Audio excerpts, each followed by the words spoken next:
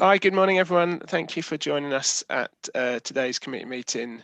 I'd like to extend a special welcome to Linda Wild, who's our new independent member. And I'd also like to highlight that we're planning a scheduled break after item 10 because it could be a relatively long meeting today. I think it'd be helpful if we just started with some introductions, and to try and make that work, I'll ask people to introduce themselves as you come up on my screen. So I have no idea how that's decided who's where on my screen. And the other thing is just usual online meeting etiquette, if that's okay. So please mute yourself unless you're talking. Please raise your hand with your reactions button at the bottom if you want to speak. And that's about everything. So firstly, starting with Councillor Harrison. Good morning, my name's Councillor Harrison from Pudsey Ward. Thank you. Councillor Taylor. Councillor Jonathan Taylor, Horsforth and Roden Ward. Councillor Bentley. Jonathan Bentley, Councillor for Weekwood Ward. Councillor Illingworth. John Illingworth, Councillor for Kirkstall Ward. Councillor Garner. Morning, Ben Garner, Councillor for Atherley and Robin Hood. Councillor Harrand. Morning, Peter Harron, Alderley Ward. We met at the interviews. Councillor Trustwell. Paul Trustwell, Councillor for Middleton and Belle Isle. Thank you. Councillor Graham.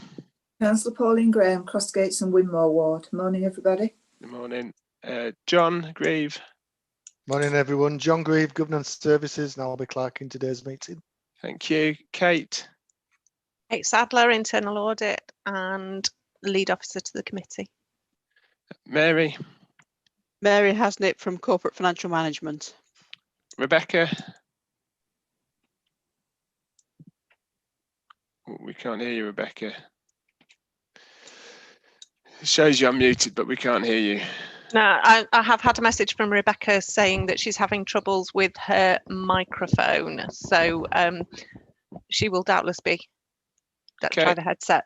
She's just checking. Can you hear me now? Yes. Councillor? Yes. Good morning, everybody. I do apologise. I have the sound coming out of my computer, but obviously my microphone is actually working. Yes, it's Rebecca Roberts from Legal Services. Morning. Thank you. Mark. Morning, it's Mark Turnbull here from, sorry. Yeah, Mark Turnbull. Sorry, Mark Lenton. Morning, everybody. Mark Turnbull here from Legal Services. Thank you. Gareth Mills. Morning, Chair. Morning, everyone. Gareth Mills, Engagement Lead from Grant Thornton, External Audit. Thank you. Jonathan Foster. I'd love to say Jackie Weaver, Handforth Parish Council, but Jonathan Foster, Internal Audit. Louise Booth. Hi, it's Louise Booth. I'm the Head of Internal Audit for Leeds City Council. Thank you. Paminda. Good morning, everybody. Paminda Sessi, Grant Thornton. Thank you. Linda. Hello, everybody. I'm Linda Wild, the new non-exec director for Leeds City Council. I'm pleased to meet you all, and I'm here as an observer today, I understand. Yes, that's right. Hopefully you'll be formally appointed on the 24th at the full council. Lee Hemsworth. Good morning, everyone. Lee Hemsworth, Chief Officer for Customer Access and Welfare, and I'm here for Agenda Item 8. Thank you. Tim. Good morning, Tim Rollett from the Council's Intelligence and Policy Service. Thank you. Louise Whitworth. Good morning, Louise Whitworth, Head of Information Management and Governance. Thank you. Victoria. Victoria Bradshaw, Chief Financial Officer for the Council. Mark Lenton. Hello, I'm Mark Lenton. I'm the webcaster for today. Thank you. And Andy Booth. Morning, Andy Booth from Governance Services, and I'll be back up for John Grieve. Great, thank you. Hopefully I haven't missed anyone. Good. Okay, let's move on with the agenda if that's okay. So item 1, John. Agenda item 1, Chair, appeals against refusal and inspection of documents. There are no items we need to We've received no requests for inspection of documents. Under item 2, exempt information, there are now items we need to exclude the press or public from. Under item 3, late items, I'm not aware of any late items. Under agenda item 4, declarations of disclosable pecuniary interest, can I ask any members to declare any disclosable pecuniary interest? Nope, I see none. Moving on to agenda item 5, apologies for absence. No apologies for absence. We've got a full house, Chair. Thank you. Thank you very much. So on to item 6, minutes of previous meeting. Firstly, I'll take any points of accuracy. Does anyone want to raise a point of accuracy on the minutes? Ooh. No, I'll take. Chair, I'm struggling with the technology. I'm looking for how to raise my hand. Yes, to raise your hand, you have to click on reactions at the bottom. So if you put your mouse in the bottom of the right, screen, okay, yes. and then yes. one of those options is raise your hand. But if you want to speak on yes, matters of accuracy, yeah, please do. Yeah. It's a tiny point, Chair, but I wanted to make it. It's on item 59, which is the top of which I raised about green space. The minute says development on green space. Well, what I was looking at was green space requirements being met. In the inner city, quite often there is no green space, and you've got to make the best of a bad job, as you will well know. And it's saying it's on green space ties you down needlessly. The problem is that you've got a site which would normally require green space allocation being made, and it isn't made because there isn't any, and no sort of mitigation is put in place. We just sort of write it off, and it can result in a massive cumulative effect that members probably weren't intending when they made what they thought was a one-off exception. And it's the word "on" which I'm struggling with. So could you put on green space or green space requirements? Is that? Yes, that would make me happier, because I don't want to be ruled out of order and said, well, I didn't raise it at the right moment. Yeah. Or green space requirements. Are other members happy with that extra few words on that sentence? Yeah, it looks like I've got nods, so that's fine. Thank you for raising that, Councillor Lingworth. Okay, any other points of accuracy? No, okay, so let's move on to matters arising. Kate, can you do your bit first? Yes, so item 59, moving smoothly from Councillor Illingworth's mention, a letter went from yourself as chair of committee to Councillor Trustwell as chair of the relevant scrutiny board on the 17th of December, and I believe actions are in hand to consider that referral. Just while we're on planning matters, you've received confirmation as chair that the planning enforcement protocol is well in hand. Christine's ankle, actually. That it's been drafted and is being shared with the corporate leadership team to raise their awareness, and will be shared with the committee in due course. Item 60, business continuity. There was a note circulated to all members on the 4th of January in relation to the decision making and governance around Zoom and Teams. And the sample business continuity plan was circulated on the 15th of December last year. In relation to the internal audit matter, the flood alleviation review report was circulated on the 5th of January, not for sharing in the public domain, and was shared with the relevant scrutiny board as well. The team are working on a fraud workshop and looking to identify a suitable date, which is likely to be when we've reached the end of homeschooling, because I think that is having serious impediments for members as well as officers in delivering that. And the internal audit plan for 21-22 remains in development, should anybody wish to bring anything forward to the head of audit for that plan. Item 62, corporate performance management. The SPAN data was circulated on the 25th of January for those indicators on smoking and life expectancy that members requested. And finally, in relation to the PSN minute, item 63, The action plan was shared with the Chair on the 7th of January, and the Cabinet Office correspondence circulated on the 21st of January for all members. Thank you very much, Kate. Councillor Illingworth. Yes, Chair. I wish I was more dexterous at clicking on mute and things like that. It's a struggle sometimes. Yes, it's an item, minute 61, Chair, on page 12.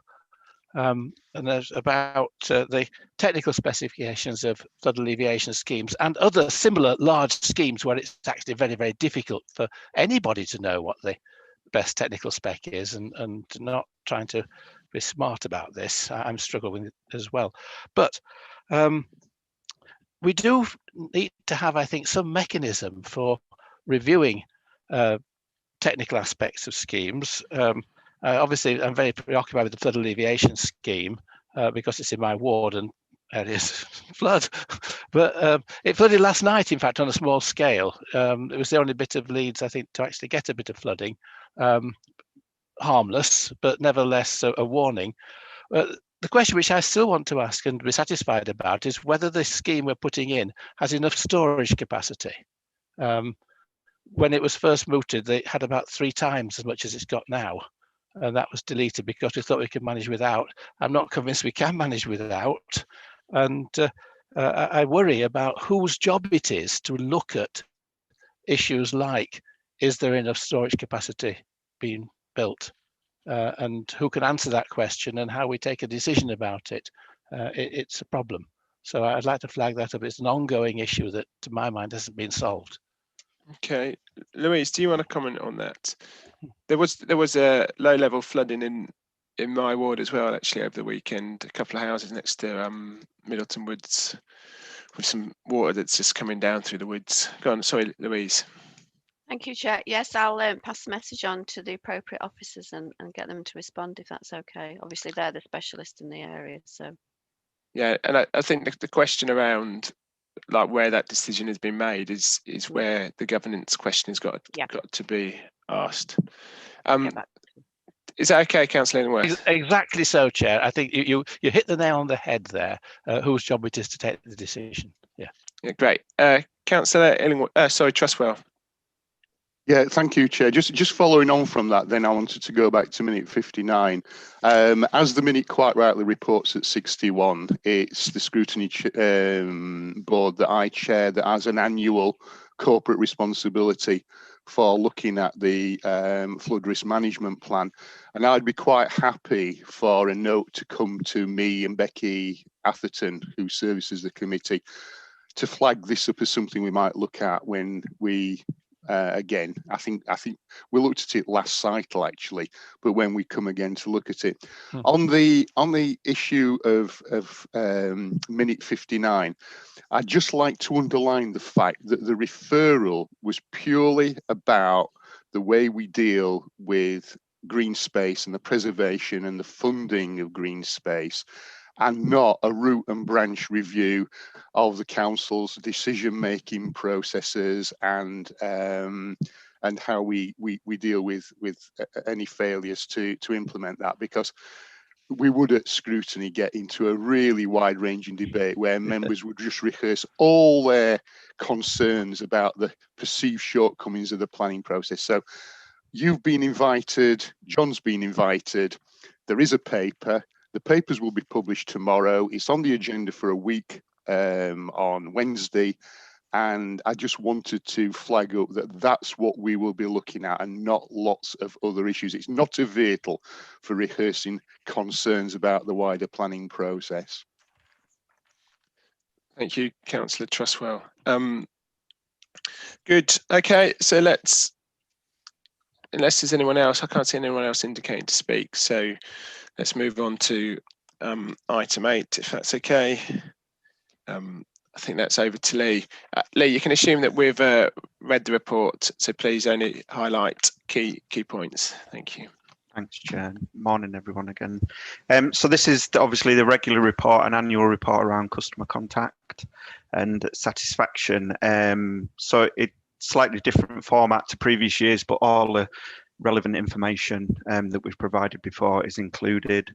So it provides an overview of customer contact and complaints received into the council, and it covers issues around the sort of governance and communication, current performance in terms of both the figures, where we are with performance and the monitoring of performance, and obviously we've included some information on the impact of COVID and what's that's meant in the past 10 months or since the last report.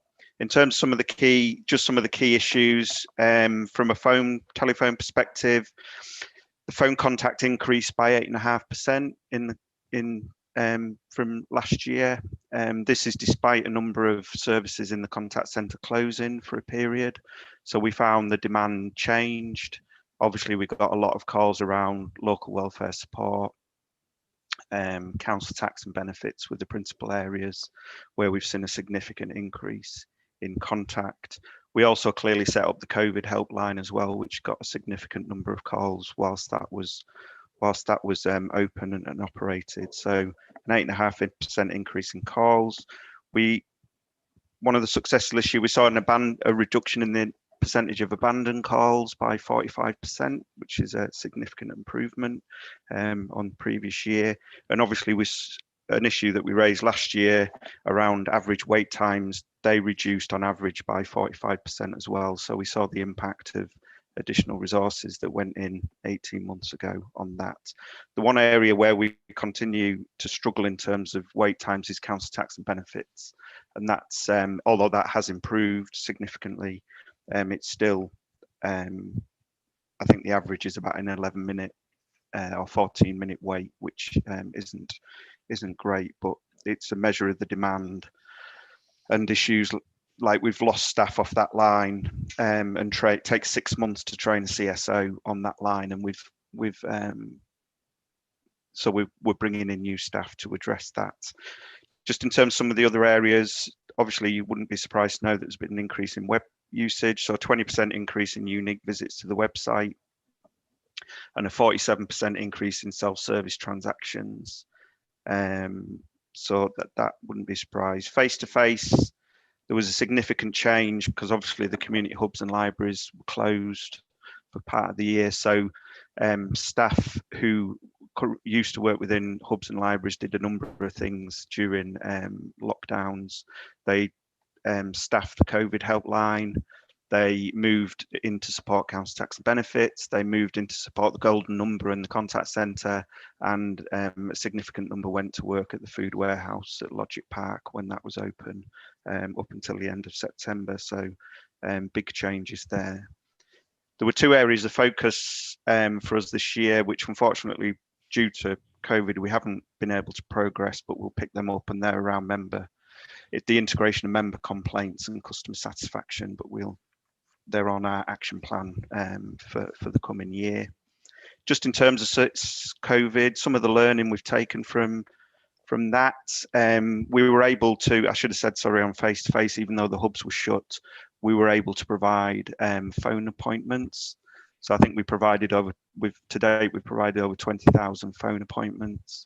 So that's where people ring the golden number and we set up an appointment, and a face-to-face CSO rings them back and does a telephone appointment over the line. So we're likely to continue to look at that as an option going forward anyway. Obviously working from home, overnight the contact centre on the first day of lockdown, we had 95% of the contact centre working from home, which was a significant success and enabled us to carry on largely unhindered in that sense. So that was a big success, and clearly that's an area that we're going to continue to focus on. And the other areas were, we found certainly non-priority lines that we were able to shut down. We found that most people were able to transact on those with those online. So that is an area that we are continuing to look at in terms of how we carry that on going forward. I think the big change coming is the organisational change that's been planned. So that'll see the contact centre and the digital access team, or the team that manages the website, move into resources. along with customer relations. Face-to-face will stay within the new Communities, Housing and Environment Directorate. So that'll be, that's a change in terms of how things are done currently, and probably want to pick up in terms of potential impact next year when we do this report again. I mean, clearly in terms of management and governance and things like that, even though it'll be split across 2 separate directorates, we will continue to work together, and you know that won't be broken in that sense, but it's one just to manage and to monitor in terms of how things go. So in summary, I mean, a very different year, as you can imagine, very difficult in circumstances. Everybody's worked extremely hard to put new services and new arrangements in place, despite what, you know, despite things closing and phone lines closing, we have seen an increase in demand, and that's been largely met, and we've seen improvements in a number of areas. Still lots to do, but I think the arrangements, given where we are in a good place, and something that we can definitely continue to build on. So I'm happy to take any questions. Thank you. Start with Councillor Garner, if that's okay, please. Thanks, Chair. Thank you. Just on the looking ahead and some phone lines remaining closed, such as the waste and things like that, and highways. Does that mean those services are online only for the minute? And what about that sort of digital divide that's increasingly been found in the past 10 or 11 months, which we knew about before that? Is there an alternative way apart from online for sort of waste and highways complaints or comments? Yeah, I mean, I suppose that's one of the areas. There is an alternative. You can still ring, and you will get support in that sense. But it's one of those areas that we found, obviously, through lockdown. The vast majority of contact was coming through the website, and what we know from previously, when people ring us, the vast majority, even though people ring us, they are able to do it online. They're actually ringing us from. They've obviously gone on the website first and have rung us. They just want us to fill the form in. So that's an area that we do, and obviously it's an area that we can make savings from. The digital divide, obviously that's a key area for us, and we continue to do a lot of work in the city around that. That's one of the reasons why in the first lockdown it caused significant problem, because the libraries were closed, and obviously we have a network of public access PCs that were you know, nobody could access them. So that's why certainly the second lockdown and this lockdown as well, access to public access PCs is one of the government's criteria to enable us to open. So hubs and libraries are open, but they're only open for click and collect and access to public access PCs. But the digital inclusion work is something that's a big focus for us moving forward, and building on the great work that's already being done in the city around 100% digital and things like that. But people can still ring. Thank you, Lee. Councillor Bentley. Sorry, Chair. I was about fourth in line, so thank you for bumping me up the list. Yeah, first of all, Lee, can I just say thanks for everything that you and your team have been doing during COVID. You really have stepped up, and I know that's appreciated across the city. But I'd really like to concentrate on sort of hopefully what's going to be business as usual, because I know that the COVID thing has changed things over the last year. But going forward, just a few questions, if I may. We talk a lot about averages in here, about average wait times and average answering times, etc. And I always worry about averages, because you can't actually find an average. You can't find the customer that's waited 11.4 seconds or 14 seconds or anything, because it's an average. What I think would be helpful, and I think I've raised this before, would be to look at the distribution, so we can see the percentage of calls waiting by different lengths of time, and then you can look at tail measures, because say an average of 120 seconds is fine, but if some customers are waiting 10 minutes and some are getting answered straight away, that will impact on the average and it's not really showing performance. So if it's possible to do a distribution of calls by wait time and then concentrate on the tail measures, the ends of the distribution curve, I think that would be helpful for, well, certainly helpful for me. I noticed that web usage, you say web usage has gone up. One of the biggest areas of complaint I get through casework is people saying, I've been on the web, I've filled in the form, I've done this, I've raised this query, and then heard nothing has changed, and they're sort of they feel that they're writing into an abyss, and no response. Do we have a method of tracking the time it takes to respond to web-based inquiries, and again looking at some sort of ownership of that and ensuring that customers get a response, at least when they phone, even if it takes the time to resolve their query, they know they've spoken to somebody and somebody said, yes, I'm dealing with it.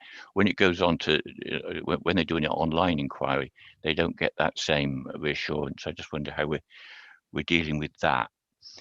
Let me see what else I've got on here.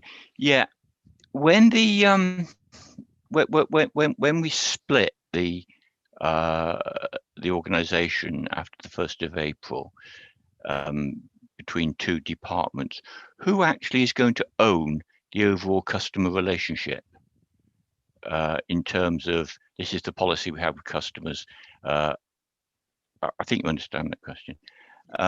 And lastly, again, one of my hobby horses, one of the things that we get back on casework is customers saying, well, I rang here, but they didn't handle it. And you get the shuffle, not my department, ring this number. And we still get that.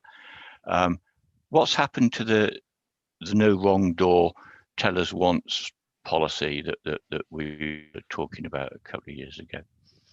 I think that's all for the moment, Chair. Thanks very much. Okay, I'll answer them. In terms of the distribution, I mean, it is something we struggle to do because, I mean, I'll certainly take it away and ask. Again, I think we've provided a little bit of information in the annex around that, but probably not in the way that you or we would all like it.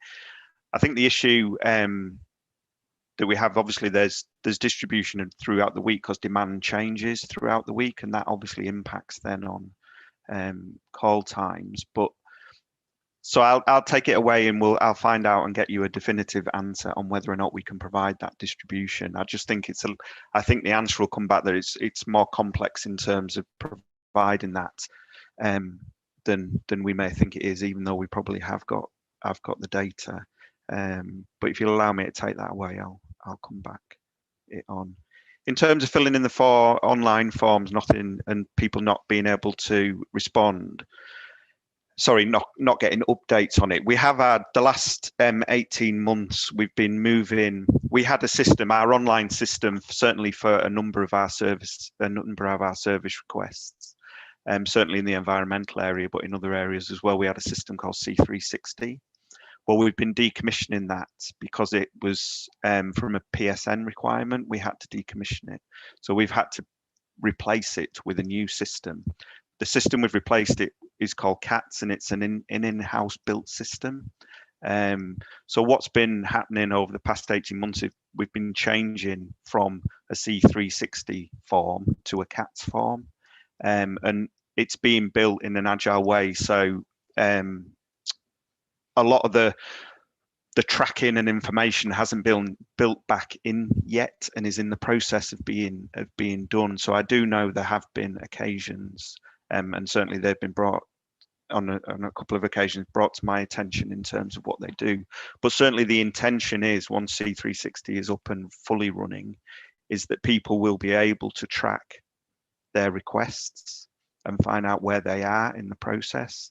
I know that was a bit hit and miss under C360, but that's certainly the intention going forward with the new system. The development of that has been impacted this year because of COVID, because we've had to bring in a whole range of online COVID services. So the demand, we haven't been able to develop the CAT system as quick as we would have wanted to, or we have developed it, but it's been in other areas. So that is an area that we are clearly looking to progress on. In terms of the track and response times, that's a good question, and I'll take that away. I mean, I think that the system will allow people to track their inquiries. I can't 100% hand on heart say that 100% will work perfectly. I'm sure there will still be issues, but I do think it's right, in the same way that we have around complaints and issues like that, that we do probably publish some sort of response times around web-based requests. So I'll take that one away. In terms of the split, who will own the customer relations after the split? I mean, what's going to be put, there's going to be a board put in place. The decisions are still being made on where that sits and chairs, but the reality is it'll either be James, in terms of a director or a director, it'll either be James Rogers or Neil Evans, or a mixture of both, but that'll become clear once the delegation is worked through in that sense. But there is going to be a board established and a group established to manage that end-to-end process. The last one, in terms of the sort of handoffs between services, yeah, we still get that. I mean, the policy we have around, no wrong front door, or actually is clearly still our ambition and still our policy to get that. Again, hand on heart, it clearly doesn't work like that all the time.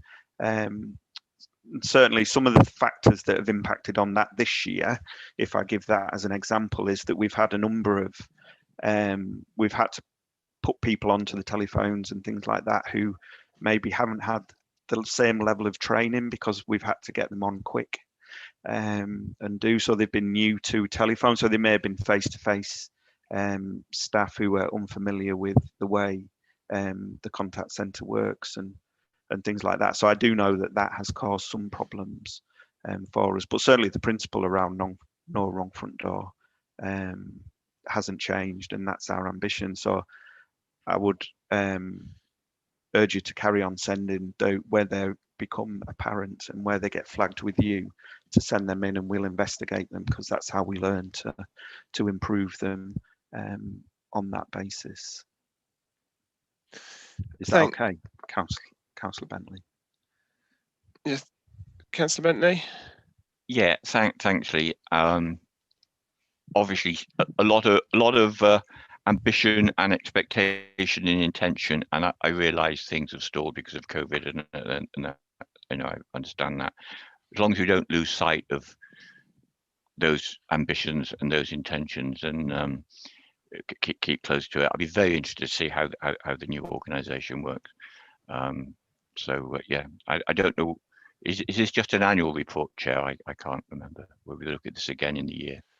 Yeah, and I think it's worth noting your questions in the minutes, in terms of for Lee to make sure he responds to them next year. And I think that's how we've got to make sure we keep our governance of up to date. Just on those questions, Lee, in terms of the waiting times, on page 34, you've used the phrase longest average waiting times by month for council tax and housing benefits. I assume you mean just the longest waiting times in a month. Yeah, it will be. Sorry. Yeah. Yeah, and so the data must be there. So putting in a distribution, if we've got how long each call takes, you just need to put that in Excel, and it'll give you a distribution. I think it's more about explaining the distribution. Yeah, no, I understand that, and I suspect there's peak times a day, etc., etc. Good. And in terms of who I invite to speak next, it's just who's on the leftist of my screen, and I assume that Zoom has some kind of a system which puts the person who put their hand up first.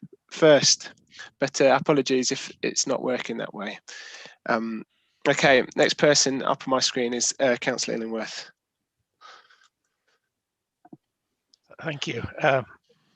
Yes, I was looking at the wait times on page 34, contact centre wait times, and thinking to what it means in practice. The client that I have the deepest sympathy with is somebody who's working in a fairly menial job.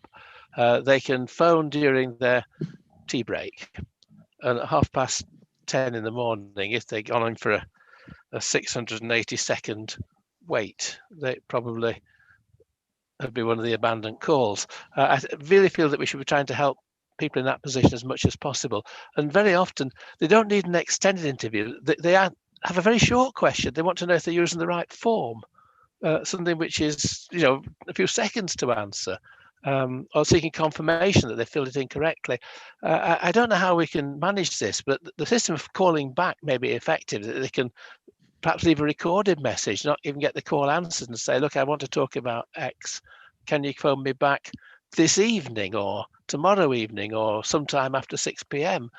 Because they may be working all day. That's the problem. They haven't got the freedom to pick and choose their interview time.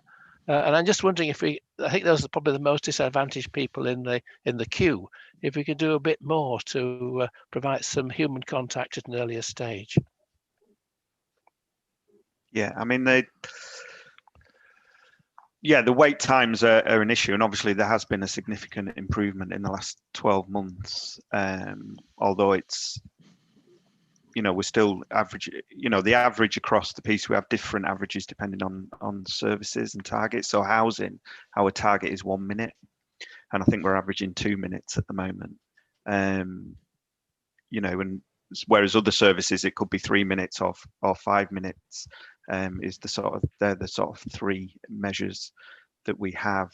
I mean, the issue with callbacks, well, a couple of things that we are doing. We did, but we had to, during the past 12 months, we've had to turn it off. We have a system whereby if you're in a queue, you can ask for a callback, and it basically keeps you in the queue, and you go up the queue, and then when you get to number 1, you get a ring back. You'll have experienced that on other services, but we haven't been able to have that for technical reasons because we had to turn a system off called EVR that enabled us to do that. And it was to do with, it was complicated, but it was to enable us to extend the services we offered via the golden number. We couldn't have the EVR system on because it wouldn't work. So obviously that's something that we would be looking to come back on.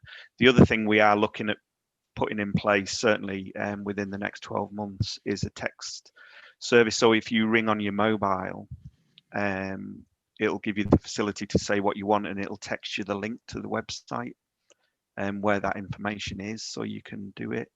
I know that doesn't help in lots of cases. Well, it does help in a number of cases because we know that significant number of people contact us via mobile, and at least 80% of the people who ring us are online when they ring us. So we do know that will have an impact. But yeah, and the problem we've got with ring back out of hours is that we have an out of hours emergency service, but we don't have an out of hours service. So we don't, this contact centre is a 9 till 5 service currently, and that's to do with resource levels and issues like that. But obviously we do everything we can to try and get our wait times down. The council tax and benefits one, certainly this year, even though it's an improvement, I think we've seen a 2 minute improvement, well, more than, I think nearly a 3 minute improvement there in the last 12 months is still a difficult one. And that is mainly because of resource levels in terms of those people who can answer the phone. And we're constantly training new people in that area. But the other issue is the significant demand that's gone up onto that service in the last 10 months, which has probably slowed. The resource levels can't be developed quick enough to meet the demand. So it's an area that we continue to look at. But thank you very much. I just hope it can be a priority, particularly the person who's got a limited opportunity to phone because they're in work, but they don't have a lot of control over the time, and they're often working long hours because they're close to the minimum wage, and it's a struggle.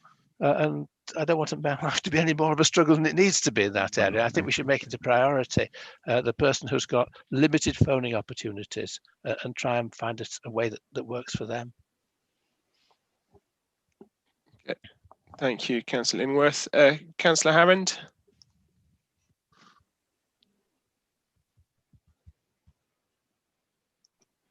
Thank you, Andrew. It really is not my turn. I think Councillor Trustwell has had his hand up a lot longer than me, so I'm quite willing to stand back. If you are, let's just stick with what Zoom's saying. I'll bring Councillor Trustwell. He's next on the next But line. can we just record that Councillor Harrand is a gentleman? You'll not get a second there. Can we just I endorse Jonathan's point about the frustration people get in being transferred from one department to another, or being told to ring another department, which has happened to me. I know how frustrating it is. My question is, do we compare our performance with other public and private authorities? Do we say, is it easier to ring and get a response from Wakefield and Bradford? Yeah, we do. There's two ways we do that. We're part of a benchmarking group, so we do benchmark ourselves against other authorities, and I can certainly find that information out for you. The other thing we do, we have a system called Bright, which is a technology system that sits on the telephony.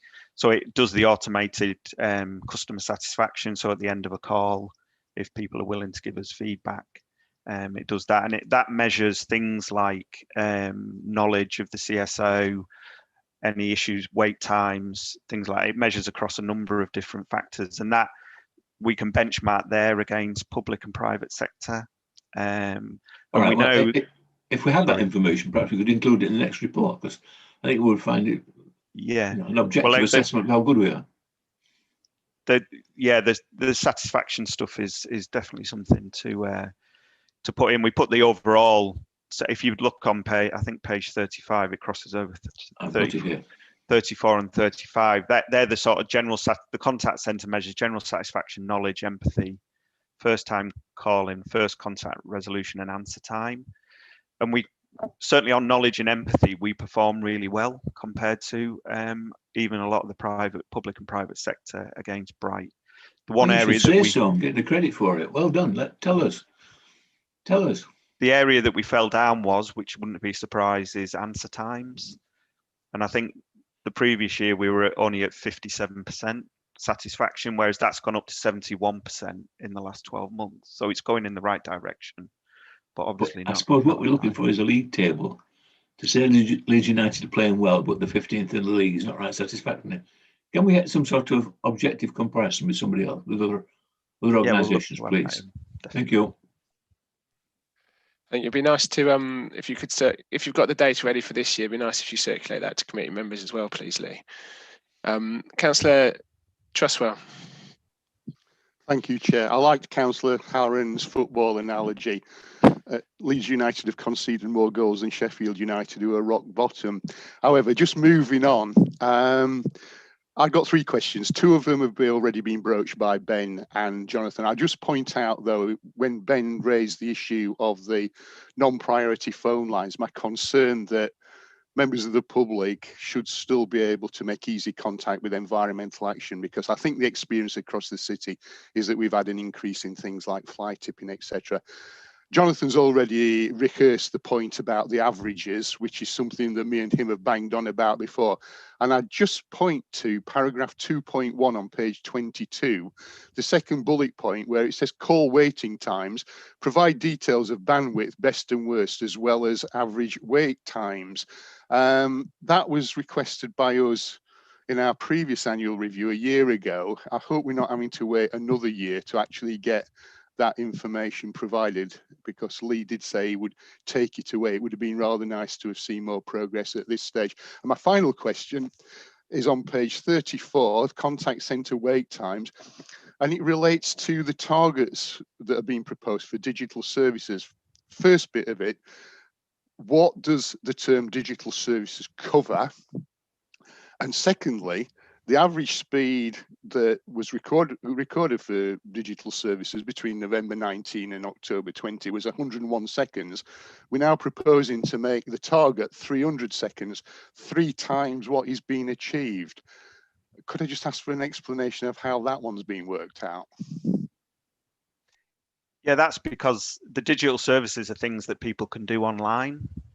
So as an organisation, we would, this is what I was saying before about the sort of 5-minute target. If you can do, we know that people who ring those services are already online when they ring us to do them, and we know we deliver a good, by and large, a good service. So we want them to stay online. So in terms of our performance, in terms of our average speed to answer targets, that's the lowest priority area because people can do all of what they need to do online, and we know that. So that's why it's a 5-minute. It's a 5-minute target compared to a 1 minute or a 3 minute, which is what the others are. In terms of the wait time. Sorry, Lee, just on that point, are you saying if you phoned a waiting line, if you're calling about housing, you'd be routed in ahead of someone who called up about digital services? Well, you call a different number. So you'd ring the housing line, and our aim is to answer that within 1 minute because you can't do a lot of housing services online at the moment. So the only way you can deal with it is either through face-to-face or telephone. And we know through the housing customer survey that that's an area that we had to improve. So we've moved from a position, we used to apply 3 minutes across the board for every service. That was like a blanket, but we've nuanced that in the last 2 years, and housing asked for a 1 minute answer rate because that's sort of top quartile performance. So that's why we have a 1 minute answer rate on that. And we have 3 minutes on others, and digital one is 5 minutes because you can do it online. We know that's why people are ringing. And on, sorry, Councillor Trustwell, on the other issues, yeah, I'll pick that up. Like I say, on the distribution, we have looked at that, and we've provided the information we provided there is best. And I take the point that Chair raised about, if we've got the data, we should be able to provide a distribution. And I'll certainly take that away. But I know it's the explanation around all of that distribution that's the issue. But I'll clearly take that away and send something round on that. Councillor Trustwell, do you want to come back? No, that's fine, Chair. Okay, thank you. I can't see anyone else indicating. I've got a question around.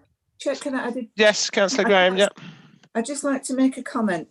Listening to all of this, it takes me back to when the call centre first opened and at the scrutiny board, then transforming services. But I'd still like to point out to Lee, not everybody is online and people prefer to speak. And I'm sure all elected members are the same as myself. We've had loads of calls that we've dealt with ourselves from people who cannot get through. And I've gone through to housing, environment. John Woolmer's done a fantastic job. But you've got to appreciate not everybody is online or even likes to do things online if they are. So please, Lee, you must remember that. Thank you, Chair. Thank you, Councillor Graham. So my question is I think that's for you to note, Lee, more than anything from Councillor Graham, which is a very fair point. And we all have residents who either older or for whatever reason aren't online as much as others. And there is no service. There is no service that we deliver that's purely digital. Okay.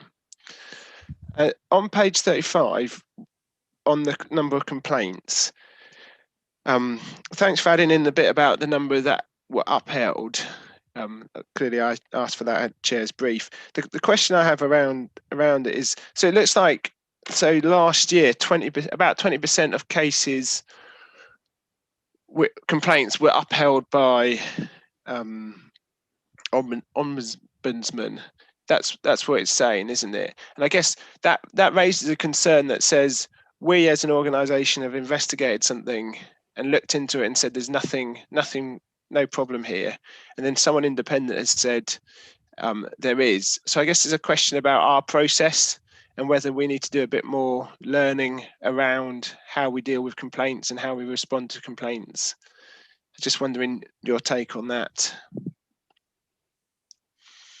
Yeah, I mean, I'd need to take that away and get you a view on it. I know people go straight to the Ombudsman, so they bypass our complaints process. So I don't know to what extent those figures are skewed by that. I can't imagine that it's a lot of them, to be fair.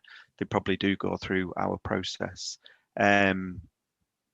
So I'll certainly take that away. But yeah, 20% figure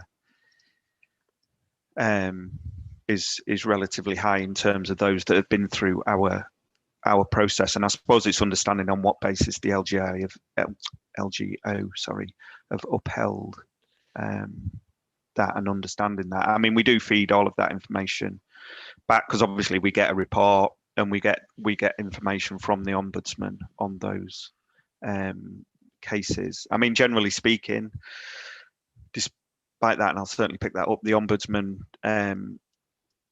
speak very favourably about Leeds in the annual letter, and our approaches are seen as good practice in that sense. But it's a fair point. I'll certainly it's just when it just feels like it'd be good to have some follow up after the meeting on this point, because I think it's really important to understand whether we need to look at this particular bit of Leeds City Council governance further.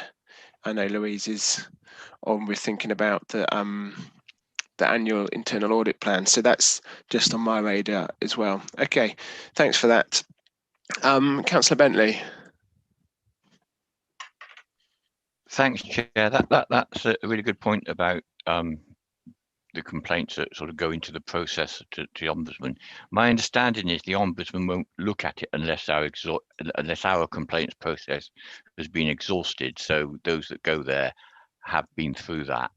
And the other thing is that recently I've been involved in housing complaints going to the Ombudsman, where the resident can ask for a designated person to help them before it actually officially goes to the Ombudsman.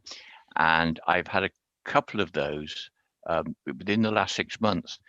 And when I've looked at them and then gone back to the officers dealing with it, they've reviewed it and normally it's been resolved and not gone to the Ombudsman. So it does indicate that there's always a little bit more to do if someone reviews it. And I think you're absolutely right. But perhaps our the way we handle complaints that are likely to go to the Ombudsman, we perhaps need more reviewing it before we actually close them off. Thank you, Councillor Bentley. I also have been asked to be an independent person on one of these cases, so I understand your position there. Councillor Trustwell. No, Jonathan's covered the point about people having to exhaust the council's complaints process before the Ombudsman will deal with them. Yeah, and I think it's really important this point around how we deal with complaints, because I think sometimes we can have the mindset that assumes that the person who's complaining is a regular complainer or a pain or whatever, when actually they may have a genuine complaint in this instance. So we've got to take these seriously. But I think points have been well made by myself and other councillors. I can't see anyone else indicating, so let me just go back to the recommendations on page 26, so paragraph 6.1.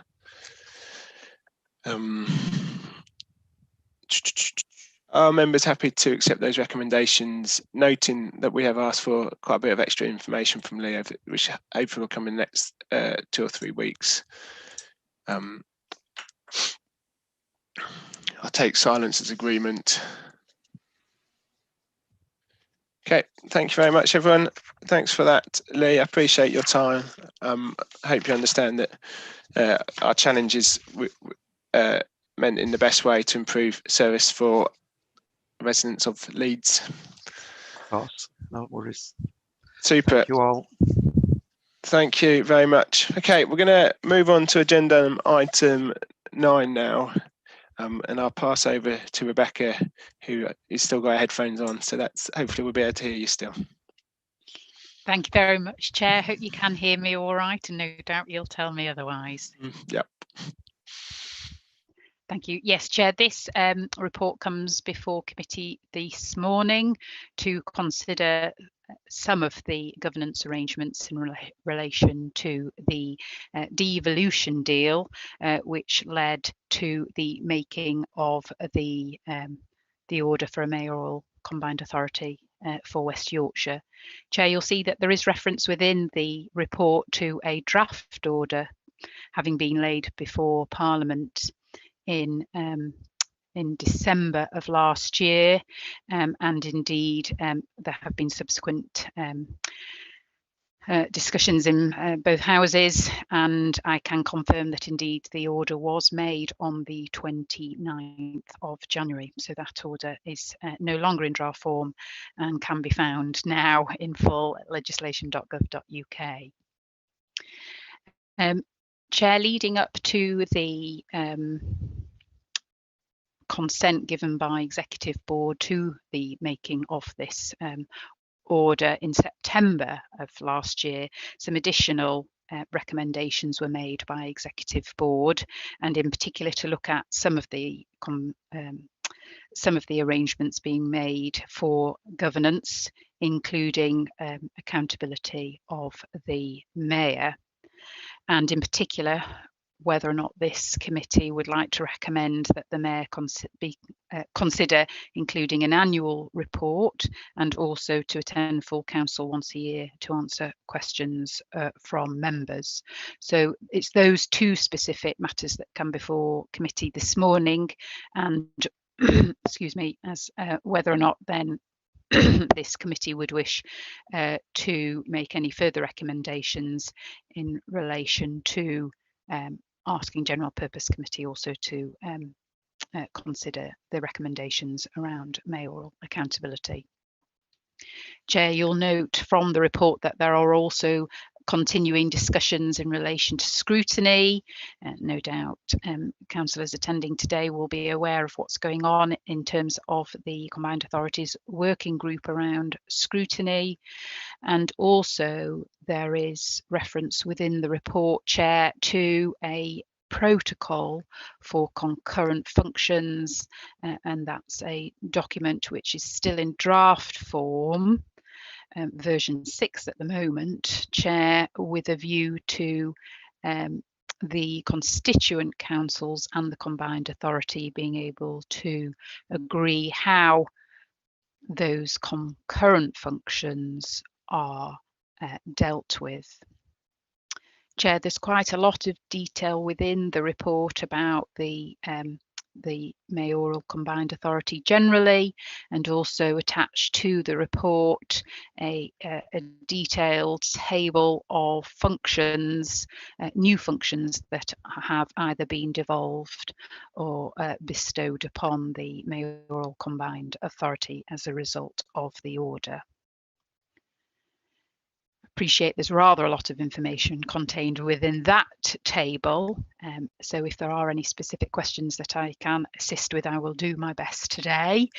And Chair, whether or not there are any other questions arising out of the report, I trust that this committee will consider those recommendations that are contained within the report. Chair, if there's anything else I can assist you with at this stage. Thank you very much, Rebecca, and thank you for that table in the appendix. That's exactly what I had asked for, so apologies to members if it's too much data. I had asked for that. I think it's important for us to understand before we make a decision what powers are going to and from different organisations. So I've got a question from Councillor Trustwell first. Yes, thank you, Chair, and thanks very much for getting that section added about the respective powers. My first point is just to note the fact that there's no provision for spatial planning powers. We had understood that that was within the overall bill of fare, and that was taken out, presumably because the government is still messing about with their new approach to planning, which I think there's all party concern about some elements of that. My second point relates to page 83. and local transport plans. Could I just ask for some clarification about how the mayoral duty for drawing up local transport plans impinges or overlaps or removes our own local transport plans? Because obviously that's something that we've been a long time in the gestation, and my scrutiny board spends a great deal of time getting updates and asking officers questions on that. My next point relates to the Bus Services Act. As I think all members will be aware, the Bus Services Act actually conferred on mayoral authorities the power to proceed with bus franchising. If you're not a mayoral authority, then it can only be done at the debate, going on bended knee to the Secretary of State and asking for permission. There doesn't seem to be any reference to that in here, and I just wondered, A, have I missed it, or B, is there some reason why it's not been included? Because it does seem to be a very important duty, responsibility, power that is vested in the mayor, and one of the selling points that we used in terms of the debate around devolution. And I think the final point that I would make is, we're being asked to approve this kind of minimal approach to having the elected mayor coming along to the council. Is the idea that the debate around the annual report and the mayor coming to council are two separate dates, two separate meetings, or is the idea that they're all rolled into one? Thank you, Chair. Thank you very much, Councillor. Certainly there are still some ongoing discussions as well around the key route network. And if I may, Councillor, I think I probably need to explore the issue of the first reference that you've made to the local transport plans. I think I probably need to come back to this committee outside today's meeting. In relation to the bus franchising issue also, I understand that those are the powers that sit under the combined authority already, so will stay there, but that's something I can also clarify. And then in relation to the third matter, Councillor, I suppose that is potentially something for this meeting to consider. It's certainly my understanding that it would be two separate things, that it would be a report and attendance at full council separately, but maybe really attending would follow on from that annual report, so that all the council members have had the benefit of what's in the report to be able to raise questions on that document. Yeah, I'd just like to add also that there is an element of what's in our power and not. So whilst the whole governance structure of the mayoral authority is clearly a concern for us as councillors and residents of West Yorkshire, I guess the specific bit that we're looking at is that request from exec board. Your hand's still up, Councillor Trustwell. Do you want to come back on this? Yeah, in terms of the mechanics of the scrutiny of the annual report and the mayor, I think the second option that Rebecca described of having two separate meetings, one following the other, would be more logical. Yeah, and we can make sure that fits in any recommendation we make, Councillor Trustwell, subject to what other members think, obviously. Next person up is Councillor Garner. Thanks, Chair. Yeah, I'll agree with Paul there. I think two separate meetings, something of this magnitude. So it's not just an annual report and a quick questions. Are we allowed to, or minded to, think of the format of that question? Is it similar to our own exec board member questions each council, but once a year for the mayor? I wonder on the format as well, and whether that'd be us or general purposes, or just something that exec board or full council even decide later. Just following on from what you said, Chair, actually the mechanics of the governance of the mayoral combined authority. I'd be interested actually, what's or is there any sort of overlap between us as Leeds City Council Governance and Audit and in WICA as it is now, and what will be a mayoral combined authority, or what might be, now the order has been passed, already a mayoral combined authority but not having a mayor yet. is there any overlap there? Do we, I don't even know, and it's probably something I should know, which members from Leeds City Council are on the WICA Governance and Audit Committee. It seems to me there's no overlap. Should there be? I don't know. It's just a question while we're discussing it, I suppose. Thanks, Councillor Garner. So on the point about what we recommend, I think we'd make a recommendation, and then that would go to General Purposes Committee, and then to full council if we're changing anything, or putting anything in. So I think that's the process. So I think we need to consider what's the right process and make a recommendation that way. I don't know if you want to comment, Rebecca. Well, certainly the combined authority will have its own scrutiny arrangements, and I think that as part of the ongoing discussions, certainly that I'm having with legal officers across the region, that it's really helpful to share the discussions that have come out of these meetings, so that they can then, these types of meetings, so they can be fed into the knowledge base that the combined authority will have, and know that this is what's sitting within Leeds City Council and their constitution. And whilst there isn't necessarily overlap as such, because these are the arrangements that will sit within our constitution, I think it's really helpful for the combined authority to know what we are planning as a constituent council. Thank you. Gareth, were you wanted to come in on this point? Yeah. Thanks, Chair. Just might be helpful just for a few thoughts. Having been involved in the audit of Greater Manchester Combined Authority when that was set up, and for quite a few years thereafter, that there will be a separate, audit committee function within the mayoral combined authority.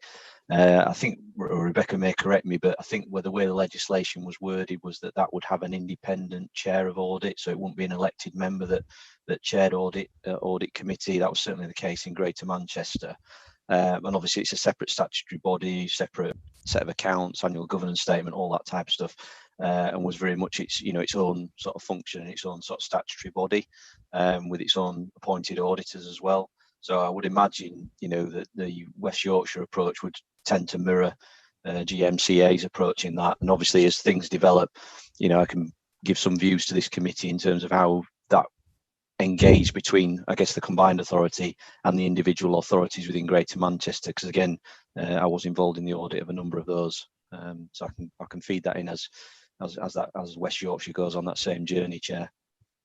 Thank you, Gareth. Councillor Hammond. 2 quick points to the question. It's fine saying that we'll invite the elected mayor of West Yorkshire to come to our meeting, but he or she doesn't have to come. That's true. We can't compel. I'm interested in the paragraph about scrutiny on page 57 for other interests in it. I would suggest that taking Greater Manchester as an example isn't going to take us very far. We have a different starting point and different assumptions and different personalities. So that'll be interesting. Won't necessarily be the way we finish when we've got our system established. Can I have a conversation with somebody soon on that paragraph 2.8, which says that scrutiny of combined authority is being discussed, and some reference to a thing called a concurrent function, which I've never heard of before, which is perhaps my ignorance, but I'm on the scrutiny board of the combined authority, and that's never been mentioned to us. So we could have 20 minutes now, but that wouldn't be good use of everybody's time. But somebody, perhaps Rebecca, you and I could have half an hour, or as long as I need, to understand what's been going on in Leeds about scrutiny, because it's not been fed through to scrutiny Wellington Street. Thanks, Chair, that's all. Thank you, Rebecca. Yes, thank you, Chair. The protocol for concurrent functions is something that has currently been in discussion with legal colleagues from the constituent councils and the combined authority, and that's very much a working draft at the moment. There is reference to it within this report. It's not a legally binding document, but it is a document that is reflecting how the constituent councils and the combined authority wish to work going forwards when there is going to be an exercise of a function, particularly where consent is required or not, and that the table that is annexed to this report sets out a little bit more detail about what those functions are and when consent is required. So that's a draft document at the moment, and it's anticipated that it will be agreed very soon, and then it can be distributed for wider circulation. But certainly it's the anticipation of the constituent councils that will take that protocol to executive board for a decision about using it, hopefully in March, Chair. Okay, and are you happy to have a call with Councillor Hammond in the next couple of weeks to go through this in detail? Absolutely, absolutely. And once the draft, hopefully, the final draft is agreed, it can also be more widely distributed as well, Chair. Yeah, great. And Councillor Hammond, if you have any issues that you want to raise with the committee, please do let me know following that conversation. Yes, so Rebecca just referred to the document being agreed. Agreed by who, and where can we see it in advance? And well, it's the scrutiny of it. Councillor, it's been drafted by the combined authority with the input of the constituent councils. It's been shared so far, very early draft, shared with a number of councillors, including the leader, and it's also been seen by the chief executive and the deputy chief executive. But that was a very early draft, and there have been considerable amendments since then, so it'll be shared again as soon as that working draft has incorporated all of the amendments that the constituent councils have asked for. I look forward to that, Chair. The Mayoral Combined Authority does now exist since the week before last. It has a legal entity of its own, so I would hope that the draft becomes pretty solid fairly soon. We need to know what the rules of the game are. Yep. And we'll have a conversation, Rebecca. Yes, please. Yes, gladly, Councillor. Thank you very much, Councillor and Rebecca. Councillor Taylor.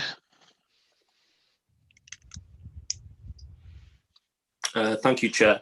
I support the recommendations. I just think is it worth also writing to the other constituent councils, letting them know that we intend to, if the recommendations are passed and everything's approved further down the line, that we intend to invite the Mayor to submit a report and also come to questioning. I think if all constituent councils are doing this, it might be more difficult for the Mayor, whoever he or she is, to refuse to come to each of them for further scrutiny. And you'll also know, Chair, as a second point, in whips we're discussing questions, or hoping to discuss questions and how answers take further down the line. I'm sorry I missed it because I think it was asked a few minutes ago. Would it be for us, Rebecca, now to discuss, or this committee to discuss in a very short period of time, how questions and answer would form? At the moment in full council, we have very short prepared answers to questions. Very short answers. Long answers to written questions, and shorter answers to follow-up questions. And it's becoming, I think, not what it was intended for. So I hope I got my points across when I eventually got my teeth in. Thank you. Yes, thank you, Councillor. I think I can confirm that I have already been in a very regular contact with my counterparts in the other constituent councils, so they are aware that this was an issue raised in our September exec report. Kirklees have actually also raised the same issue and very much want to adopt the same amendments to their constitution to invite the Mayor to come along to their meeting, etc. And I suspect that the other local authorities will also fall in line also, because it is something that is, I think, something that they would like to be able to encourage the Mayor to do. But as it has already been mentioned, we can't compel the Mayor to do this. So it might be that consideration of the way in which questions are posed, I think, is very much an issue for a matter for this committee, but it might be more appropriate to consider once the Mayor is in post and has agreed to these specific requests. Councillor Taylor? If I can quickly come back, Chair, is that all right? Yes. In that case, then, if we do adopt these recommendations, could we have it in there that we're going to other authorities to speak with them, so it's written down as it would be in the recommendation, and then going forward, Chair, how could we, how are we going to determine what the question would look like? I think we're all conscious of how long this meeting is going to go on today, and I don't know if we're all prepared to discuss right now, having not thought of how this might go at the moment. But I think if it is something for us, then some kind of workshop might need to take place so that we can all have a good think about how we want to proceed with this, and potentially also tying it into a question and answer session for our full council as well. Thank you, Councillor Taylor. I can see Councillor Trustwell wants to come in.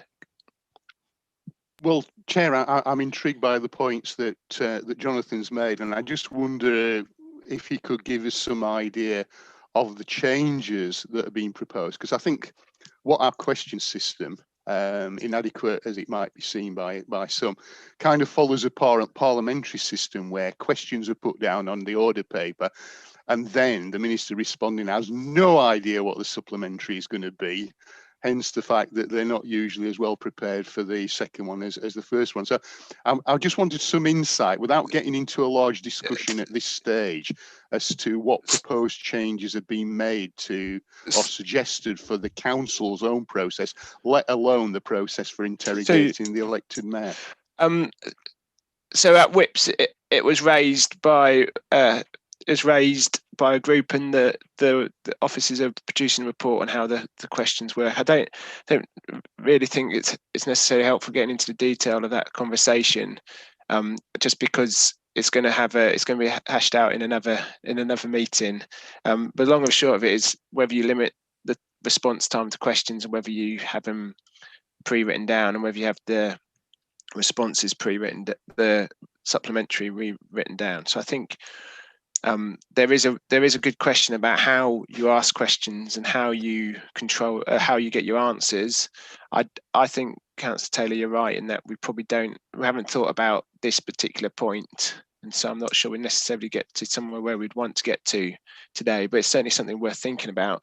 I think the other point worth noting is that the mayor doesn't have to come, and so there's a question around question around working with the mayor on how it works, in terms of a consensual basis, whilst making sure we can give appropriate scrutiny.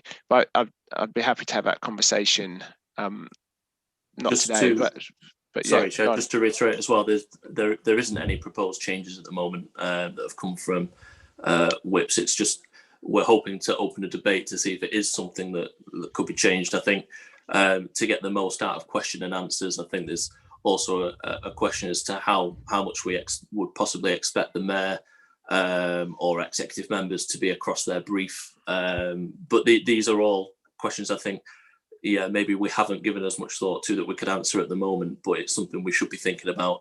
And I think the chair is in agreement with that. Yep. So I hope that helps, Paul.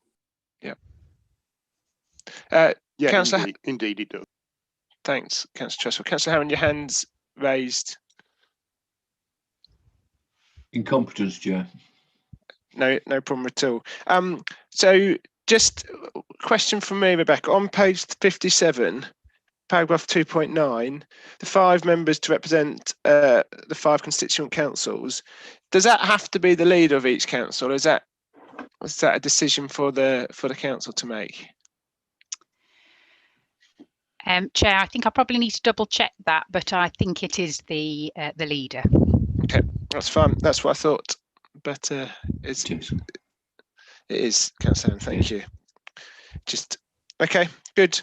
Okay, so let's move on to the recommendation.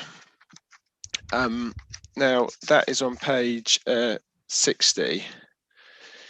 So we've been asked to ask whether we should have a report and an annual visit. And I would say the mood of the meeting is yes, we should. That's going to be our recommendation. As separate events, yeah. As separate events. So the report, and in my head, so when Rebecca said you get the report and then you get questions, how much gap do you want in that?